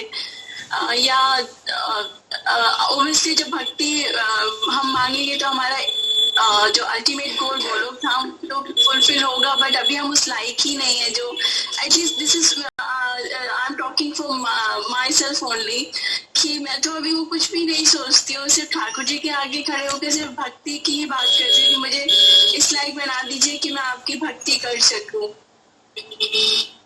दो एग्जाम्पल देता हूँ आपको, थोड़ी सी बात समझ में आ जाएगी। इंजीनियरिंग कॉलेज के 4th ईयर में कंपनीज आती हैं बच्चे को पिकअप करने के लिए फॉर जॉब। 1st ईयर में क्यों नहीं आती? मेरी डिज़ायर थी इंजीनियर बनूं, तो 12th में क्यों नहीं आ गई? 8th में क्यों नहीं आ गई? 7th में क्यों नहीं आ गई? मैं तो इंजीनियर बनना चाहता हूं, मुझे कंपनी आज ही पिकअप कर ले। कंपनी पिकअप करती है आपको जब आपका फाइनल ईयर होता है। It's now you are progressed. वो प्रोग्रेशन के लिए आपको एक के बाद क्लासेस में अपलिफ्ट करना होता है अपने आप को। नर्सरी से पहली में, पहली से दूसरी, तीसरी, चौथी, 5वीं, 12वीं, 14वीं, आप ग्रेजुअली प्रोग्रेस करते हो। इसी तरह गोलोक धाम जाना है तो हमें ग्रेजुअल प्रोग्रेशन चाहिए। You can't jump on. हौले हौले हौले अपना काम धंधा करते हैं, अपना बिजनेस करते हैं, अपना घर चलाते हैं, गृहस्थी चलाते हैं, साथ में भक्ति करते हैं, साथ में सुनते हैं, साथ में पढ़ते हैं। अब दूसरी समस्या क्या आती है? मैं आपसे सबसे रिक्वेस्ट करूँगा, क्षमा करिएगा if my words are hurting anybody. हम लोग भक्ति के अंदर कितना इन्वॉल्व हैं ये अब हमारे कार्यकलापों से पता लगता है। आई रिमेंबर माई डेज,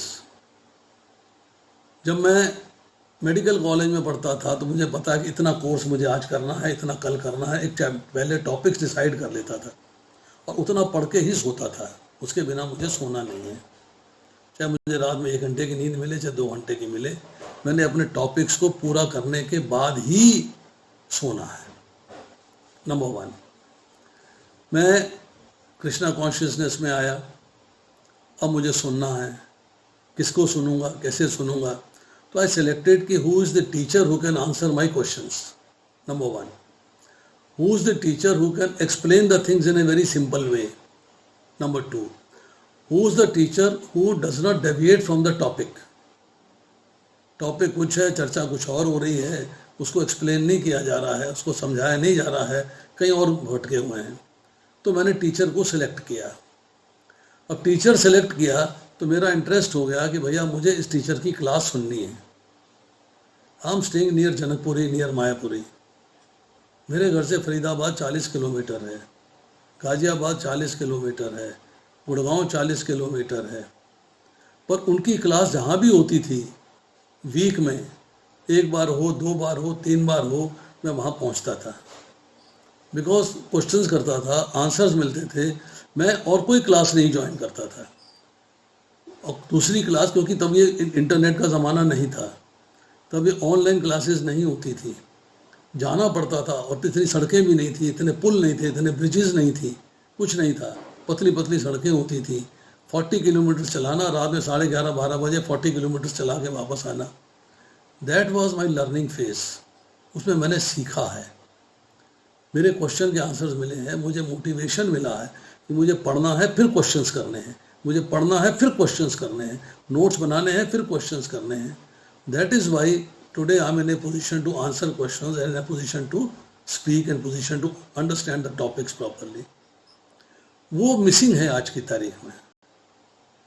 हालांकि क्लासेस इंटरनेट पे हैं, पर्सनली कहीं नहीं जाना, 40 किलोमीटर ड्राइव नहीं करना। अब अमेरिका बैठे इंडिया में क्लास अटेंड कर सकते हैं, अब बेंगलोर में इंडिया में क्लास अटेंड कर सकते हैं, बॉम्बे है, पुणे है, मद्रास है, कहीं भी है, इंडिया में क्लास अटेंड कर सकते हैं। आपको कहीं पर्सनली नहीं जाना है, फिर भी हम अटेंड नहीं करते हैं, फिर भी हम टारगेट नहीं बनाते हैं। तो उसका क्या है कि हमारी प्रोग्रेशन जो है वो स्लो हो जाती है, हमारी वो प्रोग्रेस नहीं रहती है जो होनी चाहिए, हम उसमें स्लो डाउन हो जाते हैं। ठीक है, हो गया, ओ सुन लिया, बहुत है बहुत है, ये चीज़ बार बार बता रहे हैं, क्या फ़ायदा बार बार बताने का। Now I ask you one very simple question. आपने माला जप कर दिया, हरे कृष्ण कृष्ण कृष्ण हरे हरे, हरे राम राम राम हरे हरे। इसको आप 108 बार और फिर 16 बार क्यों करोगे? सिंपल तरीका है, मेरे को किसी भक्त ने बताया, न्यूफाइट था, भक्त था, प्रभु जी मैं तो आधे घंटे में माला हो जाती, 16 माला आधे घंटे में कर देता हूँ। मैंने कहा जी आप आधे घंटे में कर देते हो, हमसे तो होती नहीं। बोले आधे घंटे में हो जाती। मैंने कहा बताइए कैसे हो जाती? कहता मंत्र को बार बार क्या जपना, क्या जपना, बोल तो दिया है। अपना संबंध कैसे स्थापित किया जाएगा? मतलब उनका जो मन है वो हर समय भगवान में ही लिप्त रहता है,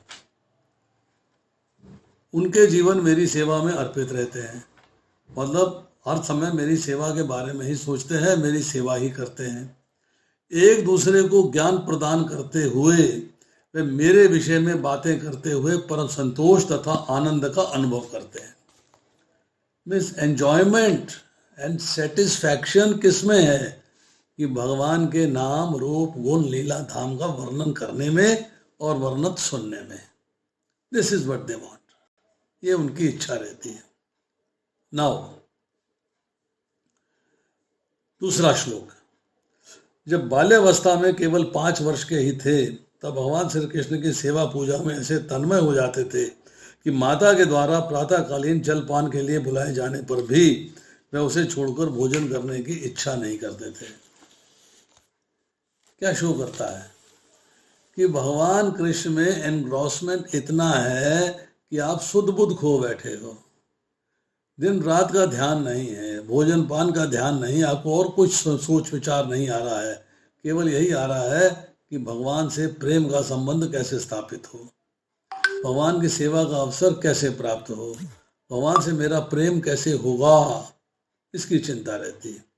और उस खेल खिलौने के अंदर, उस कार्यक्रम को अरेंज करने के अंदर, उसके बारे में स्मरण करने के लिए, उसके बारे में सोचने के बारे में आपको जो है और किसी चीज़ का भान ही नहीं रहता है। थोड़ा और, थोड़ा और, थोड़ा और, थोड़ा और, मतलब थोड़ा और करते करते आपके जो रोज़मर्रा के कार्यक्रम हैं, जो रूटीन ड्यूटीज़ हैं, उनको आप जो है पीछे कर देते हो। क्यों? भगवान ने कहा है तस्मात् सर्वेषु कालेषु माम अनुस्मर युद्ध च, कि मेरा स्मरण करते हुए युद्ध कर, मतलब मेरा स्मरण करते हुए अपनी ड्यूटीज़ को परफॉर्म कर, ना कि ड्यूटीज़ को परफॉर्म करते हुए मेरा स्मरण कर। देखने में 2 लाइनें एक जैसी हैं। मैं भगवान का स्मरण करते हुए अपना कार्य करता हूँ, मैं अपना कार्य करते हुए भगवान का स्मरण करता हूँ, पर भगवान का स्मरण मुख्य है, अपना कार्य गौण है। तो पहली वाली सेंटेंस है कि मैं भगवान का स्मरण करते हुए अपने कार्य करता हूँ, दिस पार्ट इज इम्पॉर्टेंट। तो यहाँ उद्धव जी भूल गए, हर समय भगवान का ध्यान है। नाउ अब आते हैं हम परपट पे। शब्द आया है कि सहज भक्त, भगवान कृष्ण का सहज भक्त होना, सहजिया नहीं, सहजिया चीज अलग है। सहज भक्त मतलब है natural devotee. Natural devotee, natural devotee क्या है कि उसको कंपेल नहीं किया जा रहा, सिखाया नहीं जा रहा, पढ़ाया नहीं जा रहा। नहीं, तुम पढ़ो, भगवान की भक्ति करनी चाहिए, तुम पढ़ो, भगवान की सेवा करनी चाहिए, तुम पढ़ो, कैसे करनी चाहिए। वो नेचुरली इम्बाइब्ड है, नेचुरली आ रही है, सहजता से कार्य हुए चले जा रहे हैं, आसानी से इजीली परफॉर्म किए जा रहे हैं, जैसे कि उनके अंदर रचे बसे हुए हैं। जैसे कि एक स्त्री है, घर संभालती है, तो उसके लिए नेचुरल है, वो किचन में जाती है, किचन का कार्य करना उसके लिए नेचुरल है, उसको बहुत ज़्यादा सिखाना नहीं पड़ता है, तो वो नेचुरली होले होले होले होले उसमें इनग्रॉस हो जाती है।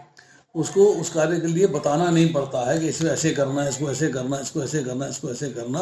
वो घर को संभालती है प्रेम पूर्वक और नेचुरली संभालती है, उसको कंपल्शन नहीं होता किसी का, उसको सिखाना नहीं पड़ता, पढ़ाना नहीं पड़ता, गाइड नहीं करना पड़ता। इसी तरीके से उद्धव जी जो है भगवान कृष्ण के सहज भक्त थे, नेचुरली भक्ति हुई चली जा रही है।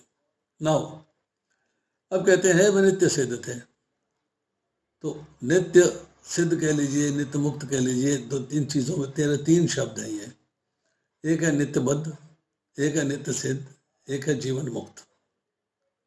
मतलब नित्य बद्ध क्या होता है, इसको जानना चाहिए, नित्य सिद्ध क्या होता है, इसको जानना चाहिए, और जीवन मुक्त क्या होता है, इसको जानना चाहिए। तीन शब्दों को हमें डिफाइन करना। नित्य बद्ध का मतलब है इटर्नली कंडीशन्ड, हमेशा से बंधन में है। तो प्रभुपाद लिखते हैं कि बंधन कब हुआ, दिस इज टाइम इमेमोरियल, जिसके बारे में आप नहीं कह सकते कि जीव जो है इस भौतिक संसार में आके बंधन में कब आया। बंधन में आने का मतलब है कर्मों का बंधन, कर्म फलों का बंधन। आप जो है अपने जीवन के अंदर बंधन में बनते जा रहे हो, कर्म फल भोगने के लिए शरीर प्राप्त करते जा रहे हो। वो कब शुरू हुआ, कैसे शुरू हुआ, ये कोई नहीं जानता, nobody knows, this can be defined. इसलिए इसको शब्द इस्तेमाल किया है टाइम इमेमोरियल, समय का कोई ध्यान नहीं है कब हुआ है। तो वो है नित्यबद्ध। अब उस नित्यबद्ध को नित्यबद्ध स्टेज के उठ के जीवन मुक्त बनना है और फिर नित्य सिद्ध बनना है। नित्य सिद्ध क्या है, नित्य सिद्ध का मतलब है हमेशा से अनकंडीशनड है, हमेशा से रिलीव्ड है। वो कभी भी कर्म के बंधन में नहीं बंधे, कभी भी भौतिक संसार के आकर्षण में नहीं फंसे, वो नित्य सिद्ध है। वो ठाकुर जी के धाम में है, भगवान के धाम में है, वो नित्य सिद्ध हैं, उनको कभी भी जो है बंधन में नहीं आए। नाउ भगवान अपनी लीला जब करते हैं इस पृथ्वी पर आके, तो उनके साथ उनके मित्र, उनके संबंधी, उनके परिकर सब पार्टिसिपेट करते हैं। तो वो सारे के सारे लोग भगवान की लीला में पार्टिसिपेट करने के लिए वहाँ से वो लोग से उतर के नीचे पृथ्वी लोक पर आए हैं। तो सारे के सारे नित्य सिद्ध हैं, वो बंधन में नहीं है, वो कर्मों के बंधन में नहीं फंसते। उनको कर्मों के बंधन में फंस के दोबारा से पुनरअपि जन्मम पुनरअपि मरणम का रास्ता ग्रहण नहीं करना है। वो हमेशा से सिद्ध थे, यहाँ पर आए हैं तो यहाँ पे सिद्ध हैं, इसलिए उद्धव जी इस पृथ्वी पर हैं परंतु नित्य सिद्ध हैं।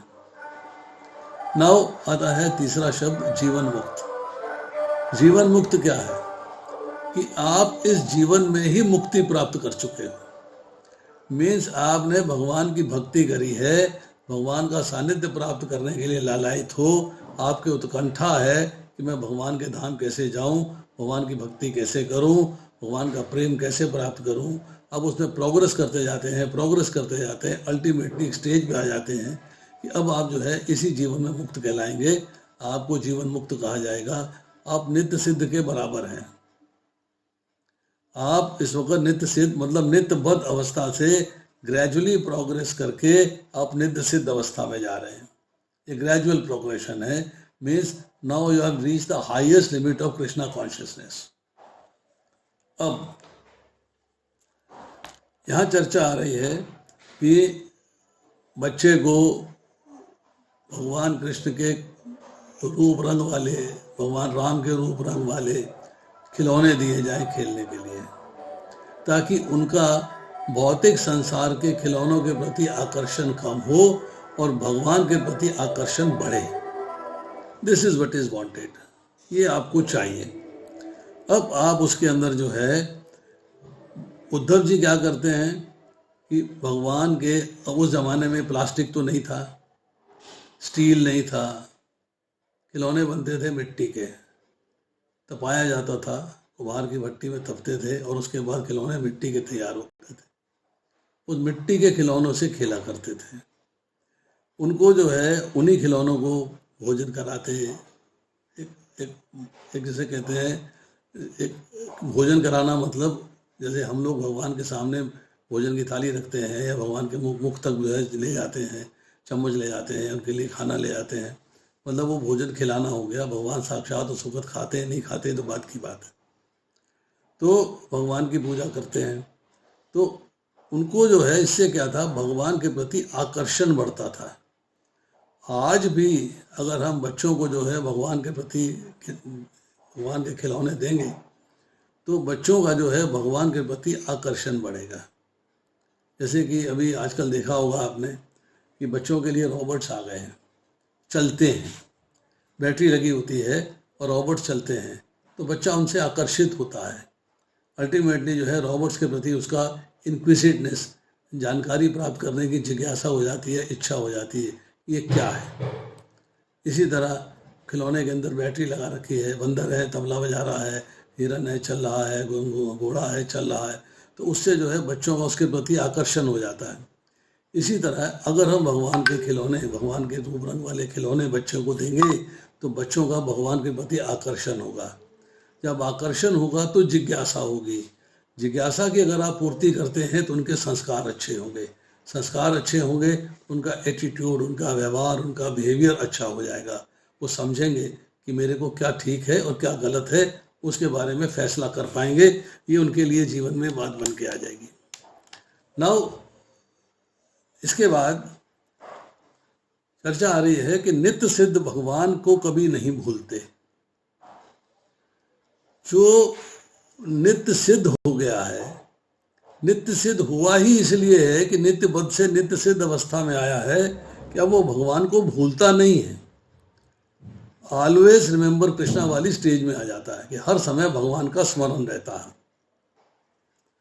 अब प्रभुपाद जी लिखते हैं बहुत सुंदर लाइन कि हम कोई भी कथा करते हैं, कोई भी चर्चा करते हैं, कोई भी डिस्कशंस होती हैं, कोई भी पढ़ाई करते हैं भगवान के बारे में, उनका उद्देश्य क्या है कि आपकी सुषुप्त ज्ञान, जो ज्ञान आपका लुप्त हो चुका है, जो ज्ञान आपका सुप्त हो चुका है, उसको जगाना। ज्ञान जगाने का अर्थ यह है कि जो भगवान से आपने अपना संबंध भुला दिया था, उस संबंध को दोबारा से याद कराना, उस संबंध को समझना, उस संबंध को फिर से स्थापित करवाना। ये आपकी इच्छा हो गई, ये आपकी अब डिज़ायर हो गई और डिज़ायर अब फुलफिल हो रही है, क्योंकि आप धार्मिक उपदेशों के माध्यम से आगे बढ़ रहे हो। अब प्रभुपाद कोट करते हैं भगवद गीता के 6 अध्याय का 41वां श्लोक। इस तथ्य की पुष्टि होती है, शुचिनाम श्रीमंता गेहे योग भ्रष्टो अभिजायते। योग भ्रष्ट भक्त भी संपन्न ब्राह्मण के परिवार या धनी वैष्णव कुल में जन्म लेता है। तो इसके ऊपर थोड़ी सी चर्चा करते हैं। 6 अध्याय के अंदर जो है ध्यान योग की चर्चा चल रही है। इसमें जो है अर्जुन ने प्रश्न कर दिया है कि हे महाबाहु कृष्ण, क्या ब्रह्म प्राप्ति के मार्ग से भ्रष्ट ऐसा व्यक्ति आध्यात्मिक तथा भौतिक दोनों ही सफलताओं से च्युत नहीं होता और छिन्न भिन्न बादल की भांति विनष्ट नहीं होता, जिसके फलस्वरूप उसके किसी के लिए लोक में कोई स्थान नहीं रहता? हे कृष्ण, यही मेरा संदेह है और मैं आपसे इसे पूर्णतः दूर करने की प्रार्थना कर रहा हूँ। आपके अतिरिक्त अन्य कोई ऐसा नहीं है जो संदेह को नष्ट कर सके। तो यहाँ पर जो है चर्चा हो रही है कि एक व्यक्ति भक्ति में आगे बढ़ रहा है। He is progressing gradually gradually gradually हौले हौले हौले हौले वो जो है आगे बढ़ रहा है। बट अब जो है सिचुएशन ये आ गई कि उसका फॉल डाउन हो गया है, वो भूल गया है कि अब वो जो है उसको याद नहीं है कि इसको आगे कैसे करना है या कैसे नहीं करना है। मन कहीं भोग विलास में आकर्षित हो गया है, सूक्ष्म वासनाओं के प्रति आकर्षित हो गया है। अब संशय क्या है कि जैसे बादल हैं, एक बादल से कई बादल बन के छिन्न भिन्न हो जाते हैं, इस तरह जो है वो नष्ट तो नहीं हो जाएगा, पाप कर्मों से रहित तो हो गया। क्यों? उसने भगवत प्राप्ति के मार्ग पर चलना शुरू कर दिया है और भगवान की भक्ति में आगे बढ़ता जा रहा है। पाप कर्म तो नष्ट हो गए हैं, तो इसलिए नरक नहीं जा सकता। सकाम कर्म करता नहीं है तो स्वर्ग प्राप्ति का लक्ष्य नहीं है, स्वर्ग नहीं जा सकता। पुनर्जन्म का उद्देश्य नहीं है तो पुनर्जन्म में भी नहीं जा सकता। और परमात्मा प्राप्ति के साधन से विचलित हो गया, तो क्या छिन्न भिन्न बादल की तरह नष्ट तो नहीं हो जाएगा? शास्त्र का ज्ञाता, शास्त्र में जो न समझ सकता हो, जो समझा जा सकता है, उसकी मृत्यु के बाद क्या गति है कोई नहीं बता सकता। Even you can tell, I can tell. Presume करते हैं धाम चला जाएगा, धाम जाएगा या नहीं जाएगा ये शास्त्र बताता है। अब प्रश्न ये आता है कि छठे अध्याय के 41वें श्लोक में क्या लिखा जा रहा है कि साधक जो है हर तरह का योग करने के लिए तैयार है और करता है। ज्ञान योग है, कर्म योग है, ध्यान योग है, भक्ति योग है, पर अंत काल में अपने लक्ष्य से विचलित हो गया है। लक्ष्य क्या है? भगवत धाम की प्राप्ति। लक्ष्य क्या है? भगवान का प्रेम। उससे जो है विचलित हो गया है, मतलब डिस्टर्ब हो गया, डिस्ट्रैक्ट हो गया है, थोड़ा पीछे छूट गया। कॉज क्या है? आप भगवत प्राप्ति के मार्ग में आगे बढ़ते बढ़ते बढ़ते आगे प्रोग्रेस करना चाहते थे, बट समहाउ और दी अदर आप पीछे रह गए, बैकफायर हो गया। तो कॉज क्या है? What is the cause? Cause है 3 कॉजेस। नंबर 1, मन में विक्षेप का हो जाना, अर्थात माइंड जो है आपका डिस्ट्रैक्ट हो गया, भटक गया। सेकंड कॉज, विषयों में आसक्ति, अर्थात भौतिक सुख भोग के प्रति आपकी आसक्ति हो गई है। और तीसरा, अनफॉर्चुनेटली बीमारी ऐसी आ गई है कि आप जो है लास्ट मोमेंट के ऊपर आप बीमारी के बारे में ही आकर्षित हो गए हो, कैसे ठीक करो, क्या करूं क्या नहीं करूं वगैरह वगैरह चिंताएं होनी शुरू हो गई हैं। तो भगवान की भक्ति के मार्ग से आप थोड़ा सा हट गए हो। डेस्टिनेशन जैसे मैंने बताया कि नीचे के लोक में तो नहीं जाता। नंबर 1, साधक में सांसारिक सुख की माइन्यूट सी सटल इच्छा रह गई है। अब ऐसा साधक जो है वो पुण्य कर्म करने वाले लोकों में जाता है, जहाँ पर कि पुण्य कर्म होते हैं। भोगों में आसक्ति ही मृत्यु लोक के ऊपर में लोगों में रहने का कारण है। आप पृथ्वी लोक से क्रॉस कर गए भक्ति के द्वारा, करी आपने, पर अभी फुल्ली हाईएस्ट लिमिट पे नहीं पहुंचे हैं। नाउ आप ऊपर के लोकों में हैं, पर कॉज उसका क्या है? आपकी भोगों में आसक्ति। भोगों में जितनी ज्यादा आसक्ति होगी उतने ज्यादा समय उन लोकों में रहना पड़ेगा अपने शुभ कर्मों के फल को भोगने के लिए। अब शुचि नाम श्रीमंता का शब्द आया है कि शुद्ध, शुद्ध का मतलब है पवित्र, शुद्ध, श्रेष्ठ गुण वाले, और श्रीमान का मतलब है विशुद्ध आचरण वाले धनियों के कुल में। नाउ जो लोग स्वर्ग में जाते हैं वो 2 तरह के लोग हैं। नंबर 1, कर्मों के द्वारा, मीन्स भोगने, स्वर्ग लोक को भोगने के पर्पस से, उसके उद्देश्य से कर्म करते हैं, अर्थात पुण्य कर्म करते हैं कि मेरे को स्वर्ग लोक की प्राप्ति हो जाए। बट जब पुण्य कर्म जो है समाप्त हो जाते हैं, then you have come back, आपको वापस आना। ये डिपेंड करता है कैसे कर्म किए थे और आपको वापस आना।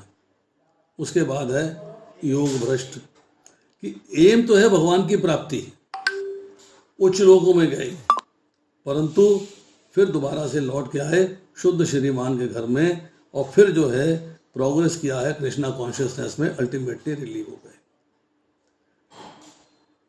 परफेक्टेड पीपल और अनपरफेक्टेड पीपल, तो अनपरफेक्टेड पीपल में क्या क्वालिटी है कि भोगों की इच्छा रखते हैं, बट इस एंजॉयमेंट को हायर प्लैनेट्स में जाने के लिए इस्तेमाल करना चाहते हैं कि सेंस एंजॉयमेंट भी करनी है और हायर प्लैनेट में भी जाना है, ऐसी मिसकंसेप्शन रहती है उनके मन के अंदर।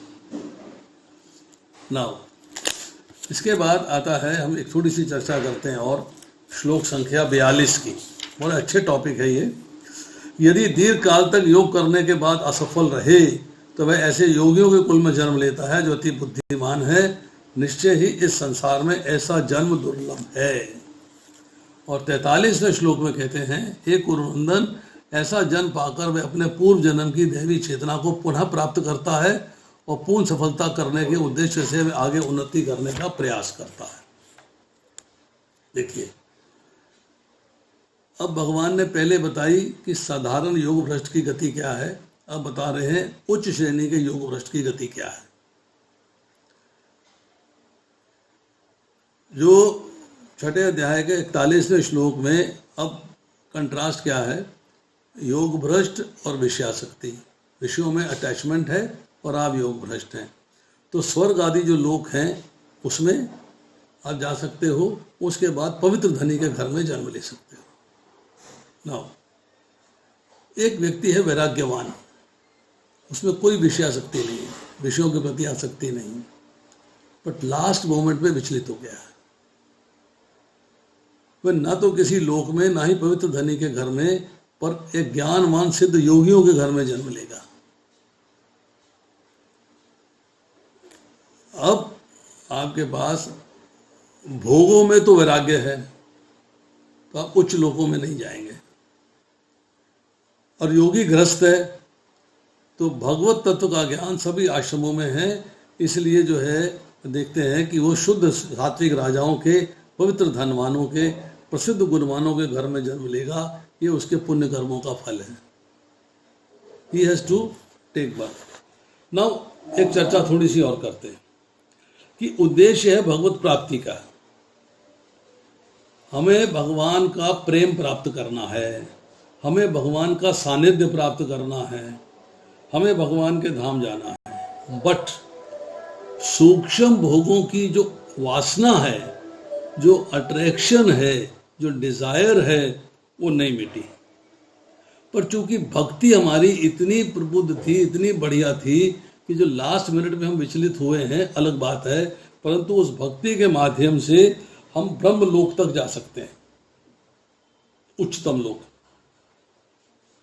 अब ब्रह्म लोक के भोग, जो वहां के भोग हैं, उनको आपने भोगा और आपकी वासना मिट गई, आपकी डिजायर, सूक्ष्म वासना जो थी वो मिट गई, तो आपको मुक्ति प्राप्त हो गई।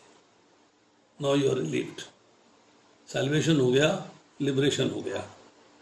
सिचुएशन नंबर 2 कि न तो भोगों की वासना है, न ब्रह्म लोगों के भोगों की वासना है, कहीं कोई वासना नहीं है, कोई डिजायर नहीं है संसारिक भोगों को भोगने की, पर फिर भी अंत काल में सूक्ष्म सी वासना प्रकट हुई और ध्यान योग से आप विचलित हो गए, मतलब आप असफल योगी हो गए। तो आप योगियों के कुल में जन्म लेंगे और फिर दोबारा से भक्ति में लग के भगवत धाम चले जाएंगे। सिचुएशन नंबर 3 कि संसारिक सुख भोग की कामना तो मिटी नहीं, योग से विचलित हो गए, स्वर्ग आदि लोगों में भोग भोगा, शुद्ध श्रीमान के घर में जन्म लिया, साधना करी और फिर मुक्त हो गए। तो यहाँ सवाल ये है कि हमको इस जीवन में मैसेज क्या मिलता है। मैसेज ये है कि सांसारिक सुख भोग का आकर्षण सूक्ष्म रूप से भी नहीं रहना चाहिए, सूक्ष्म रूप से भी सांसारिक सुख भोग का आकर्षण नहीं रहना चाहिए। अब आता है कि हमने ध्यान योग में गए, भक्ति योग में गए, कर्म योग में गए, ज्ञान योग में गए, जो भी हमने साधन किया उसमें जितने कृष्णा कॉन्शियसनेस में एडवांस हो चुके, अगर आपका बाई चांस किसी वजह से डिस्ट्रैक्शन होने के बाद दोबारा जन्म होता है तो आप अनायास सहज ही कृष्णा कॉन्शियसनेस में दोबारा लग जाते हो। नेहा विक्रम नाशो अस्ति प्रत्यवायो न विद्यते। मतलब योगी कुल में जन्म होने और वहाँ पूर्व संस्कारों से संबंध हो जाने के कारण योग भ्रष्ट पुरुष अनायासी योग साधन में लग जाता है। छोटे छोटे बच्चे हम देखते हैं भगवान के श्लोक याद किए हुए हैं, गीता के श्लोक याद किए हुए हैं, इंटरेस्ट लेते हैं। हमारे यहाँ जैसे प्रहलाद स्कूल चलते हैं, प्रहलाद स्कूल की क्लासेस में जाते हैं, उनको उसमें आनंद आता है। हम गीता कंपटीशन कराते हैं, योगा रिसाइटेशन कंपटीशन कराते हैं, भगवद गीता के श्लोकों को रिसाइट कराते हैं, तो छोटे छोटे बच्चे आते हैं, श्लोकों को रिसाइट करते हैं, इनाम जीतते हैं और उसके बाद भक्ति में लगते हैं। हमने छोटे छोटे बच्चों को चैंटिंग करते देखा है, छोटे छोटे बच्चों को भगवद गीता के ऊपर श्लोकों को पढ़ते देखा है, सुनते देखा है, समझते देखा है।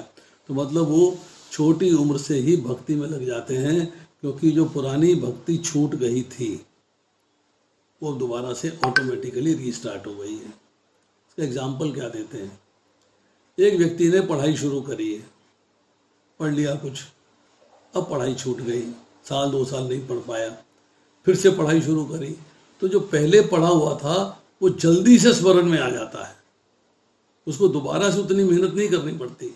जो नया पढ़ेगा उसमें मेहनत करनी पड़ेगी, पर जो पहले से पढ़ा हुआ है उसमें उसे दोबारा से मेहनत नहीं करनी पड़ेगी, वो ऑटोमेटिकली जो है वो रीस्टार्ट हो जाएगा, ऑटोमेटिकली जल्दी से काम शुरू हो जाएगा। मतलब पूर्व जन्म में जो साधन हो चुका है, जितने अच्छे संस्कार पढ़ चुके हैं, वो इस जन्म में तुरंत ही जागृत हो जाते हैं।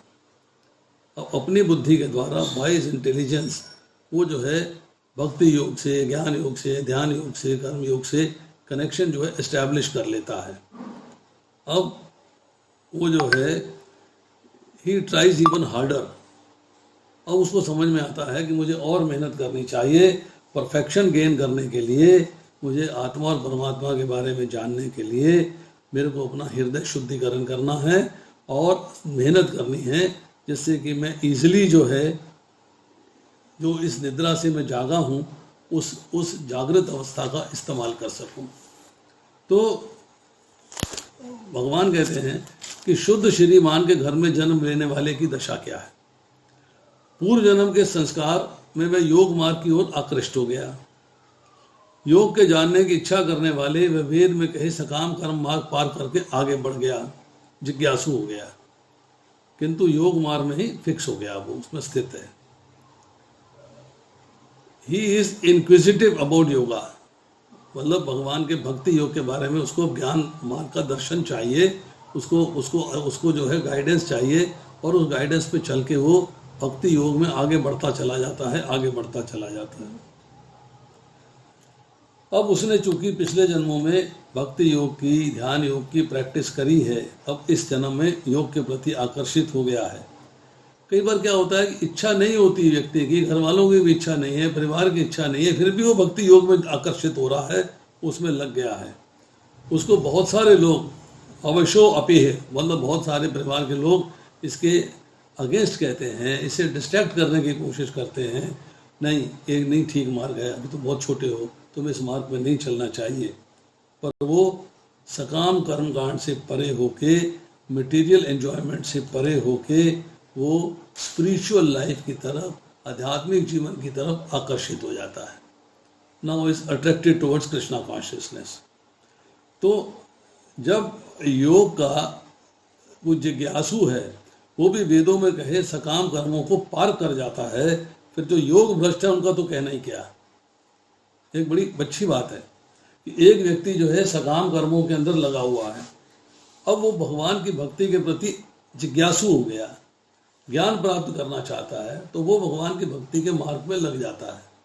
जब ऐसा साधारण व्यक्ति जो भोगों के प्रति आकर्षित था, वो भगवान की भक्ति के मार्ग में लग गया, तो जो योग भ्रष्ट हुआ है, लास्ट मिनट में जिसको योग को नहीं मेंटेन कर पाया है, उसकी तो बात ही क्या है, वो तो ऑटोमेटिकली लग जाएगा, उसको तो कुछ करना नहीं है। मीन्स कि पूर्व अभ्यास के कारण जो कृष्णा कॉन्शियसनेस में प्रैक्टिस कर रहा है, वो उस प्रैक्टिसिंग में जबरदस्ती ऑटोमेटिकली खिंच जाता है, उसको समझाने की या खींचने की जरूरत नहीं पड़ती। नाउ इसके बाद आती है लास्ट में चर्चा। पंचरात्र की सूत्र के अनुसार लोगों को भक्ति का प्रशिक्षण मंदिर पूजा के द्वारा दिया जाता है। व्हाट इज पंचरात्र की? पंचरात्र की क्या है। एक ग्रंथ है नारद पंचरात्र।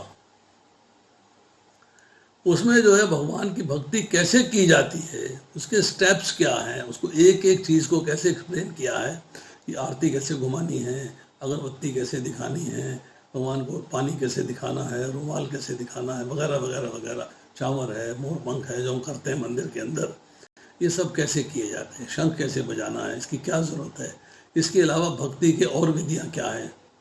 तो वो जो नारद पंचरात्रि है वो भगवान शिव जी ने 5 रातों में ये नारद जी को ज्ञान दिया था। इसीलिए जब इस ग्रंथ की रचना होती है इसको नारद पंचरात्रि कहते हैं, नारद पंचरात्र।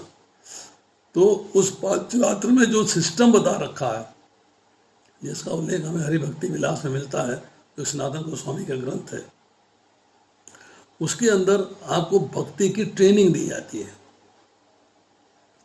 मन कैसे भगवान को देना है, भगवान की पूजा कैसे करनी है, भगवान का भक्त कैसे बनना है, भगवान को नमस्कार कैसे करना है, भगवान को समर्पण कैसे करना है, श्रवणम कीर्तनम विष्णु स्मरणम पाद सेवनम अर्चनम वंदनम दास्यम साख्य आत्मनिवेदनम, जो प्रहलाद महाराज ने 9 विधियाँ बताई हैं, उनके ऊपर चलना कैसे है, उनको प्रैक्टिस कैसे करनी है, ये सारा का सारा ज्ञान जो है एक नारद पंचरात्र में है। अब उसी के अंदर जो है ये ज्ञान आता है कि आप मंदिर के अंदर भगवान की पूजा कैसे करेंगे, उसमें ज्ञान की प्राप्ति होती है। तो कई बालक जो है वो बचपन से ही इस ज्ञान को सीख लेते हैं, क्योंकि योग भ्रष्ट हुए थे, धनी कुल में या किसी वैश्य कुल में या किसी भक्त के कुल में उनका जन्म हुआ है, और वो उसके माध्यम से उनको जो है ज्ञान की प्राप्ति हो रही है, और वो इस कार्य को बड़ी आसानी से परफॉर्म करवाते हैं, इसको सीख जाते हैं। एक कनिष्ठ भक्त भगवान की भक्ति सीखता है, मीन्स बिगिनिंग इज लर्निंग। कभी तो सीखना है ना। अब हम लोग बड़े होकर सीखे हैं, वो लोग बचपन में सीख जाते हैं, पर जो भगवान की भक्ति सीखने वाला है वो भी कनिष्ठ है, मीन्स अभी 3rd लेवल पे है, फिर 2nd लेवल पे आएगा, फिर परफेक्शन की तरफ जब पहुंचेगा तो 1st लेवल पे आएगा। तो यहाँ महाराजा परीक्षित की बात हो रही है, वो भी बचपन में जब उनको खिलौने से खिलाया जाता था, तो खिलौने में जो है भगवान के जो है रंग रूप के खिलौने होते थे, और श्री कृष्ण श्री राम अन्य देवताओं के रूप वाले खिलौने दिए जाते हैं। आइडिया हमने आपको बताया कि इससे जो है भगवान की सेवा पूजा के संस्कार विकसित होते हैं। आज की डेट में इन संस्कारों को डेवलप करना बहुत आवश्यक है, क्योंकि हम जो है देखते हैं, अखबारों में खबरें पढ़ते हैं कि ऐसे ऐसे अनर्थ हो रहे हैं जो कि एक जीवन में नहीं होने चाहिए, अनर्थ नहीं होने चाहिए, पर अनर्थ हो रहे हैं। रीज़न क्या है? रीज़न है सिर्फ एक, कि हम लोग जो है अपने बच्चों के साथ अंग्रेज़ी बोलते हैं। ओ नहीं, अंग्रेज़ी स्कूल में जाना है, अंग्रेज़ी शुरू से। यस, हाउ आर यू बेटा, how are you, did you eat food. मतलब हम हिंदी में बात ही नहीं करते। तूने प्रसाद पाया कि नहीं पाया, तो तूने खाना खाया नहीं खाया, वो भी अंग्रेज़ी में बोल रहे हैं। मेरे पास एक मरीज़ आई थी, मैं याद करता हूँ, आज से कोई 30 साल पुरानी बात है। इंसिडेंटली वो काफ़ी दूर रहती थी हमसे, कुछ 7-8 किलोमीटर दूर थी। वहाँ से आई, इसलिए आई कि उसका जो मायका है लड़की का, वो हमारे ससुराल के बिल्कुल बगल में था, लखनऊ में। तो उसको पता लगा कि डॉक्टर भारती की दिल्ली में शादी हो गई है, चलो डॉक्टर भारती के यहाँ दिखा के आते हैं। दिखाने आई, बच्चा था 1.25 साल का, अंग्रेजी बोल रही है। मैंने कहा भाई तुम हिंदी में बात कर लो। कहती no doctor, even we husband and wife don't talk in Hindi. Uttar Pradesh UP भाषी प्रदेश की रहने वाली, लखनऊ सिटी की रहने वाली केवल इंग्लिश में बात करती, पति पत्नी भी इंग्लिश में ही बात करते हैं। तो मैंने पूछा भाई वाई सो? कहती because if we talk in Hindi child will learn Hindi, if we talk in English child will learn English, so we don't want to speak in Hindi at all, we will speak only English and only English। अब बच्चे में संस्कार कहाँ से पढ़ेंगे? उसे न तो रामायण की बात हो रही है, न महाभारत की बात हो रही है, न भगवद गीता की बात हो रही है, न भागवत की बात हो रही है, न रामलीला की बात हो रही है, न कृष्ण लीला की बात हो रही है। उसको तो यही पढ़ाया जा रहा है, oh God give me bread and butter, oh God please save me in this world. तो क्या होगा, ये जो संस्कार हैं ये हमने अपने बच्चों को नहीं दे रहे हैं। हम बच्चों को डीएवी स्कूल में नहीं पढ़ाएंगे, हम बच्चों को पढ़ाएंगे कहाँ, सेंट मैरी स्कूल में, सेंट कोलंबस स्कूल में, मार्टिन एंड हैरी स्कूल, मतलब ऐसे ऐसे स्कूलों में पढ़ाएंगे जहाँ पर कि सिर्फ अंग्रेजी है और कुछ है ही नहीं। तो हमारे बच्चों में भक्ति के संस्कार कहाँ से आएंगे, कौन डालेगा, भगवान के बारे में उन्हें कौन बताएगा, उनका कोई इंटरेस्ट नहीं है, कोई बताता नहीं है। तो इसलिए जो है प्रभुपाद कह रहे हैं कि भगवान की कृपा से माता पिता ने हमें ऐसा अवसर प्रदान किया है कि हम आगे अपनी संतान को ऐसा अवसर दें जिससे कि वो इस सिद्धांत पे चलें। सिद्धांत क्या है कि कृष्ण ही भगवान है, कृष्ण की सेवा परम धर्म है और कृष्ण की सेवा के प्रति हमें आकर्षित होना चाहिए, लालायित होना चाहिए, ताकि हम कृष्ण प्रेम प्राप्त कर सकें। आज इतना ही, शेष फिर। Thank you very much.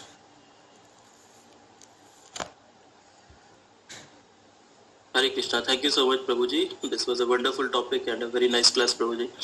तो किसी भक्त का कोई प्रश्न है तो आप पूछ सकते हैं। अदिति देवीदासी माता जी ने हाथ हैंड रेज किया है। माता जी, यू कैन गो अहेड।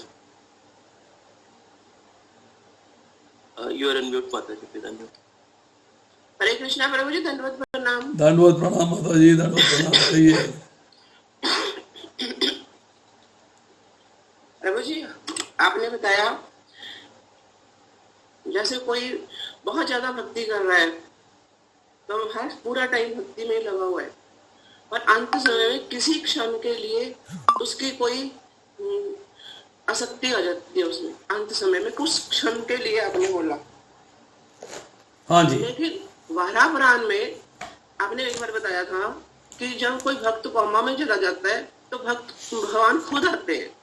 तो यहाँ पे अगर उसने पूरा टाइम भक्ति की तो अंत समय में अगर कुछ रह गया तो फिर भगवान क्यों नहीं आते? Very nice. आप थोड़ा सा ना इसको मॉडिफाई करिएगा, तब आपको अपने प्रश्न का उत्तर स्वयं मिल जाएगा। जी मैम। दो सिचुएशंस आपने बताई, उस सिचुएशन से पहले ये बात समझ लेनी है कि भगवान की अपनी स्टेटमेंट क्या है। भगवान कहते हैं कि मैंने आपको स्वतंत्र इच्छा दी है,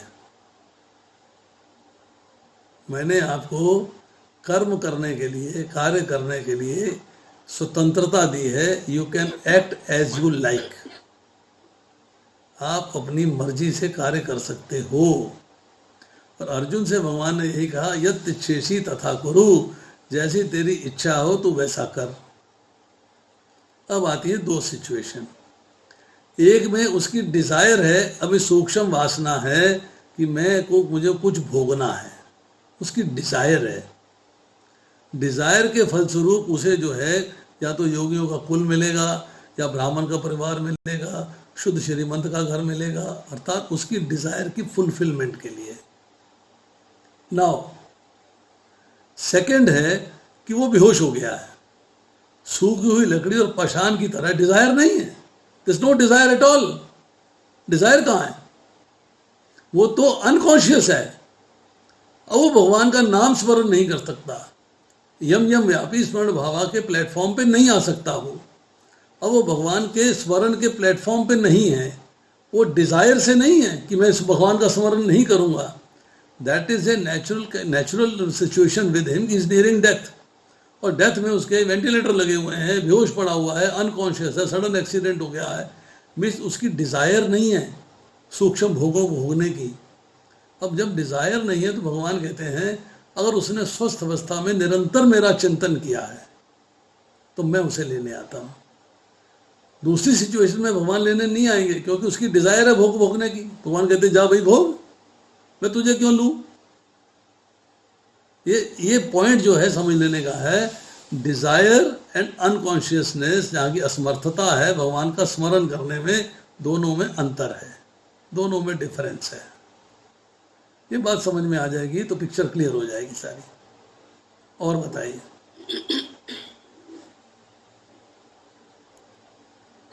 जी दोनों ही कंडीशन में मेरे हिसाब से तो, क्योंकि वो पूरा टाइम भक्ति की है बिल्कुल माता जी मृत्यु के भक्ति समय में की कुछ है तो भक्ति में ही रहता ना, डिजायर में क्यों अटक गया?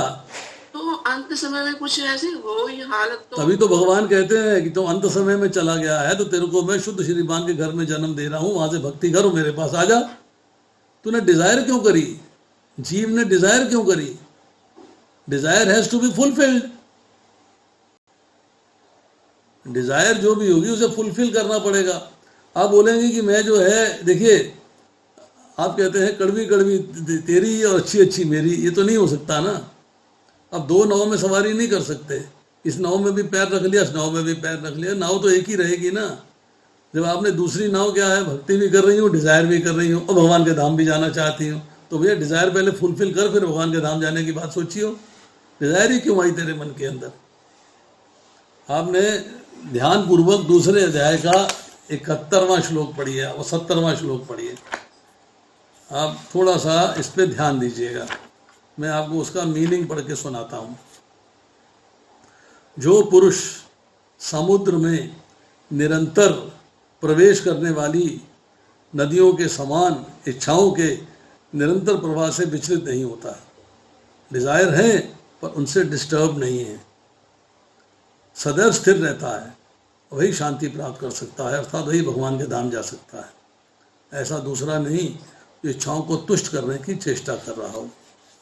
और अगले श्लोक में कहते हैं, विहाय कामानि सर्वान पुमान चरती निष्प्रह है निर्मम निरंकार से शांति मदि गच्छति। शांति किसे मिलती है?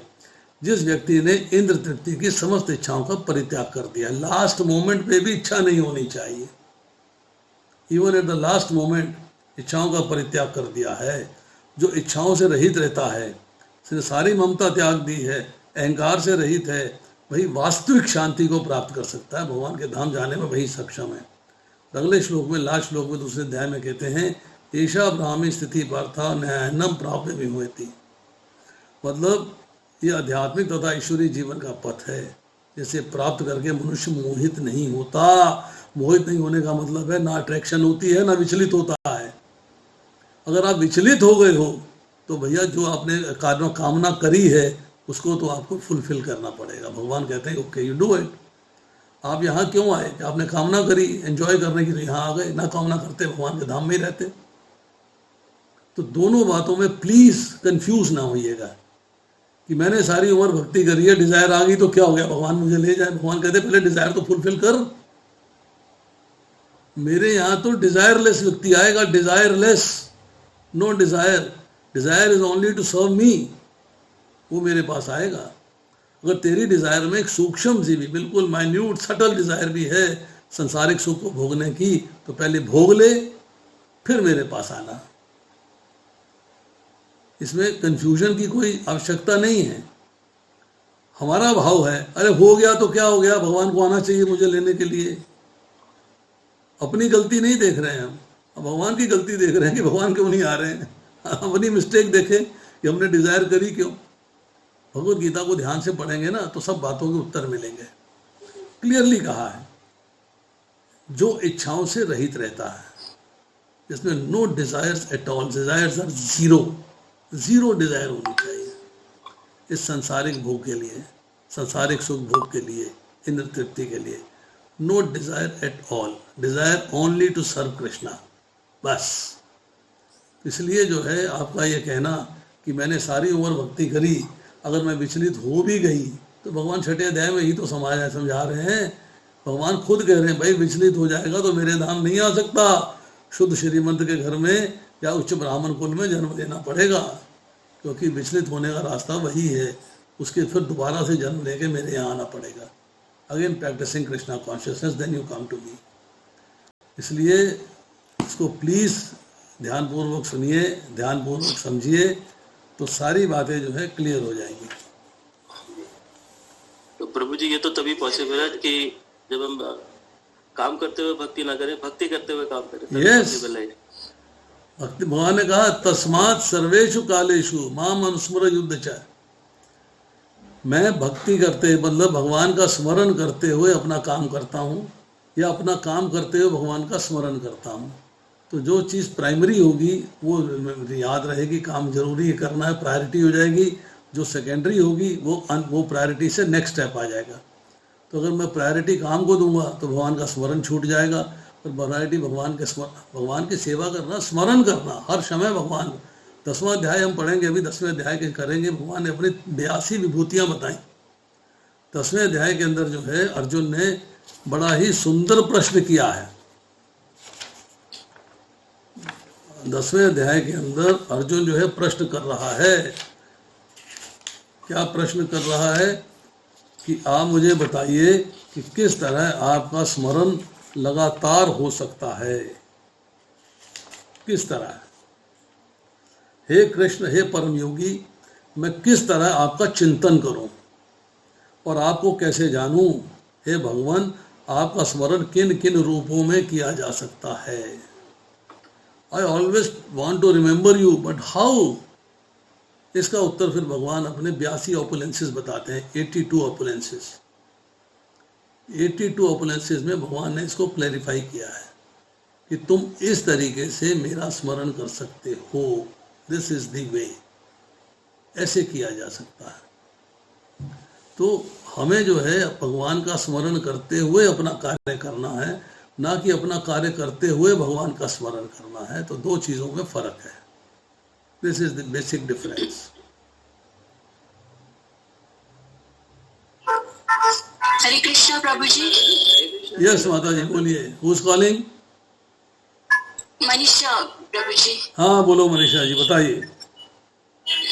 प्रभु जी, मेरा क्वेश्चन ये है कि हम जैसे जो अभी साधना भक्ति में जस्ट एंटर किए हैं, हम तो बहुत ही इनिशियल स्टेज पे हैं, तो मुझे तो मन में ये फीलिंग आती है कि अभी तो हम इस लायक भी नहीं है कि हम गोलोक धाम के बारे में सोचे कि हमें वहाँ स्थान दें। अभी तो हमारा हर वक्त ये होना चाहिए कि ठाकुर जी अपनी भक्ति प्रदान कीजिए। That is the only thing which I feel, क्योंकि वो तो बहुत बहुत दूर की बात है। मेरे को लगता है कि अभी तो हमें सिर्फ भक्ति ही मांगनी चाहिए ठाकुर जी से। या ओब्वियसली जब भक्ति हम मांगेंगे तो हमारा जो अल्टीमेट गोल गोलोक धाम तो फुलफिल होगा। बट अभी हम उस लायक ही नहीं है, जो at least this is I am talking for my self only, कि मैं तो अभी वो कुछ भी नहीं सोचती हूँ, सिर्फ ठाकुर जी के आगे खड़े होकर सिर्फ भक्ति की ही बात करती हूँ कि मुझे इस लायक बना दीजिए कि मैं आपकी भक्ति कर सकूं। 2 एग्जाम्पल देता हूँ आपको, थोड़ी सी बात समझ में आ जाएगी। इंजीनियरिंग कॉलेज के 4th ईयर में कंपनीज आती हैं बच्चे को पिकअप करने के लिए फॉर जॉब। 1st ईयर में क्यों नहीं आती? मेरी डिज़ायर थी इंजीनियर बनूं, तो 12th में क्यों नहीं आ गई? 8th में क्यों नहीं आ गई? 7th में क्यों नहीं आ गई? मैं तो इंजीनियर बनना चाहता हूं, मुझे कंपनी आज ही पिकअप कर ले। कंपनी पिकअप करती है आपको जब आपका फाइनल ईयर होता है, means now you are progressed. वो प्रोग्रेशन के लिए आपको एक के बाद क्लासेस में अपलिफ्ट करना होता है अपने आप को।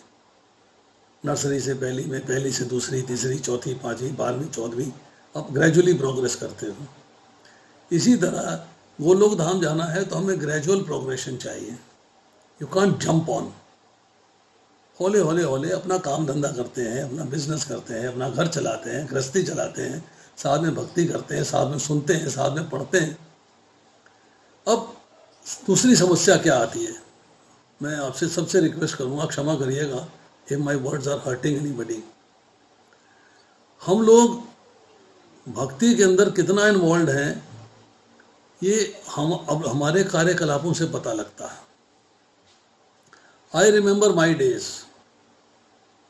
जब मैं मेडिकल कॉलेज में पढ़ता था तो मुझे पता है कि इतना कोर्स मुझे आज करना है, इतना कल करना है। एक पहले टॉपिक्स डिसाइड कर लेता था और उतना पढ़ के ही सोता था, उसके बिना मुझे सोना नहीं है। चाहे मुझे रात में 1 घंटे की नींद मिले, चाहे 2 घंटे की मिले, मैंने अपने टॉपिक्स को पूरा करने के बाद ही सोना है। नंबर 1, मैं कृष्णा कॉन्शियसनेस में आया, अब मुझे सुनना है। किसको सुनूंगा, कैसे सुनूंगा? तो आई सिलेक्टेड कि who is the teacher who can answer my questions. Number 1, who is the teacher who can explain the things in a very simple way. Number 2, who is the teacher who does not deviate from the topic. Topic कुछ है, चर्चा कुछ और हो रही है, उसको explain नहीं किया जा रहा है, उसको समझाया नहीं जा रहा है, कहीं और भटके हुए हैं। तो मैंने टीचर को सिलेक्ट किया। अब टीचर सेलेक्ट किया तो मेरा इंटरेस्ट हो गया कि भैया मुझे इस टीचर की क्लास सुननी है। I am staying near Janakpuri, near Mayapuri. मेरे घर से फरीदाबाद 40 किलोमीटर है, गाजियाबाद 40 किलोमीटर है, गुड़गांव 40 किलोमीटर है। पर उनकी क्लास जहाँ भी होती थी, वीक में 1 बार हो, 2 बार हो, 3 बार हो, मैं वहाँ पहुँचता था। बिकॉज क्वेश्चंस करता था, आंसर्स मिलते थे, मैं और कोई क्लास नहीं ज्वाइन करता था। और दूसरी क्लास, क्योंकि तब ये इंटरनेट का ज़माना नहीं था, तब ये ऑनलाइन क्लासेस नहीं होती थी, जाना पड़ता था। और इतनी सड़कें भी नहीं थी, इतने पुल नहीं थे, इतने ब्रिजेस नहीं थी, कुछ नहीं था, पतली पतली सड़कें होती थी। 40 किलोमीटर चलाना, रात में 11:30-12 बजे 40 किलोमीटर चला के वापस आना। That was my learning phase. उसमें मैंने सीखा है, मेरे क्वेश्चन के आंसर्स मिले हैं, मुझे मोटिवेशन मिला है कि मुझे पढ़ना है, फिर क्वेश्चंस करने हैं, मुझे पढ़ना है, फिर क्वेश्चंस करने हैं, नोट्स बनाने हैं, फिर क्वेश्चंस करने हैं। That is why today I am in a position to answer questions and in a position to speak and position to understand the topics properly. वो मिसिंग है आज की तारीख में। हालांकि क्लासेस इंटरनेट पे हैं, पर्सनली कहीं नहीं जाना, 40 किलोमीटर ड्राइव नहीं करना।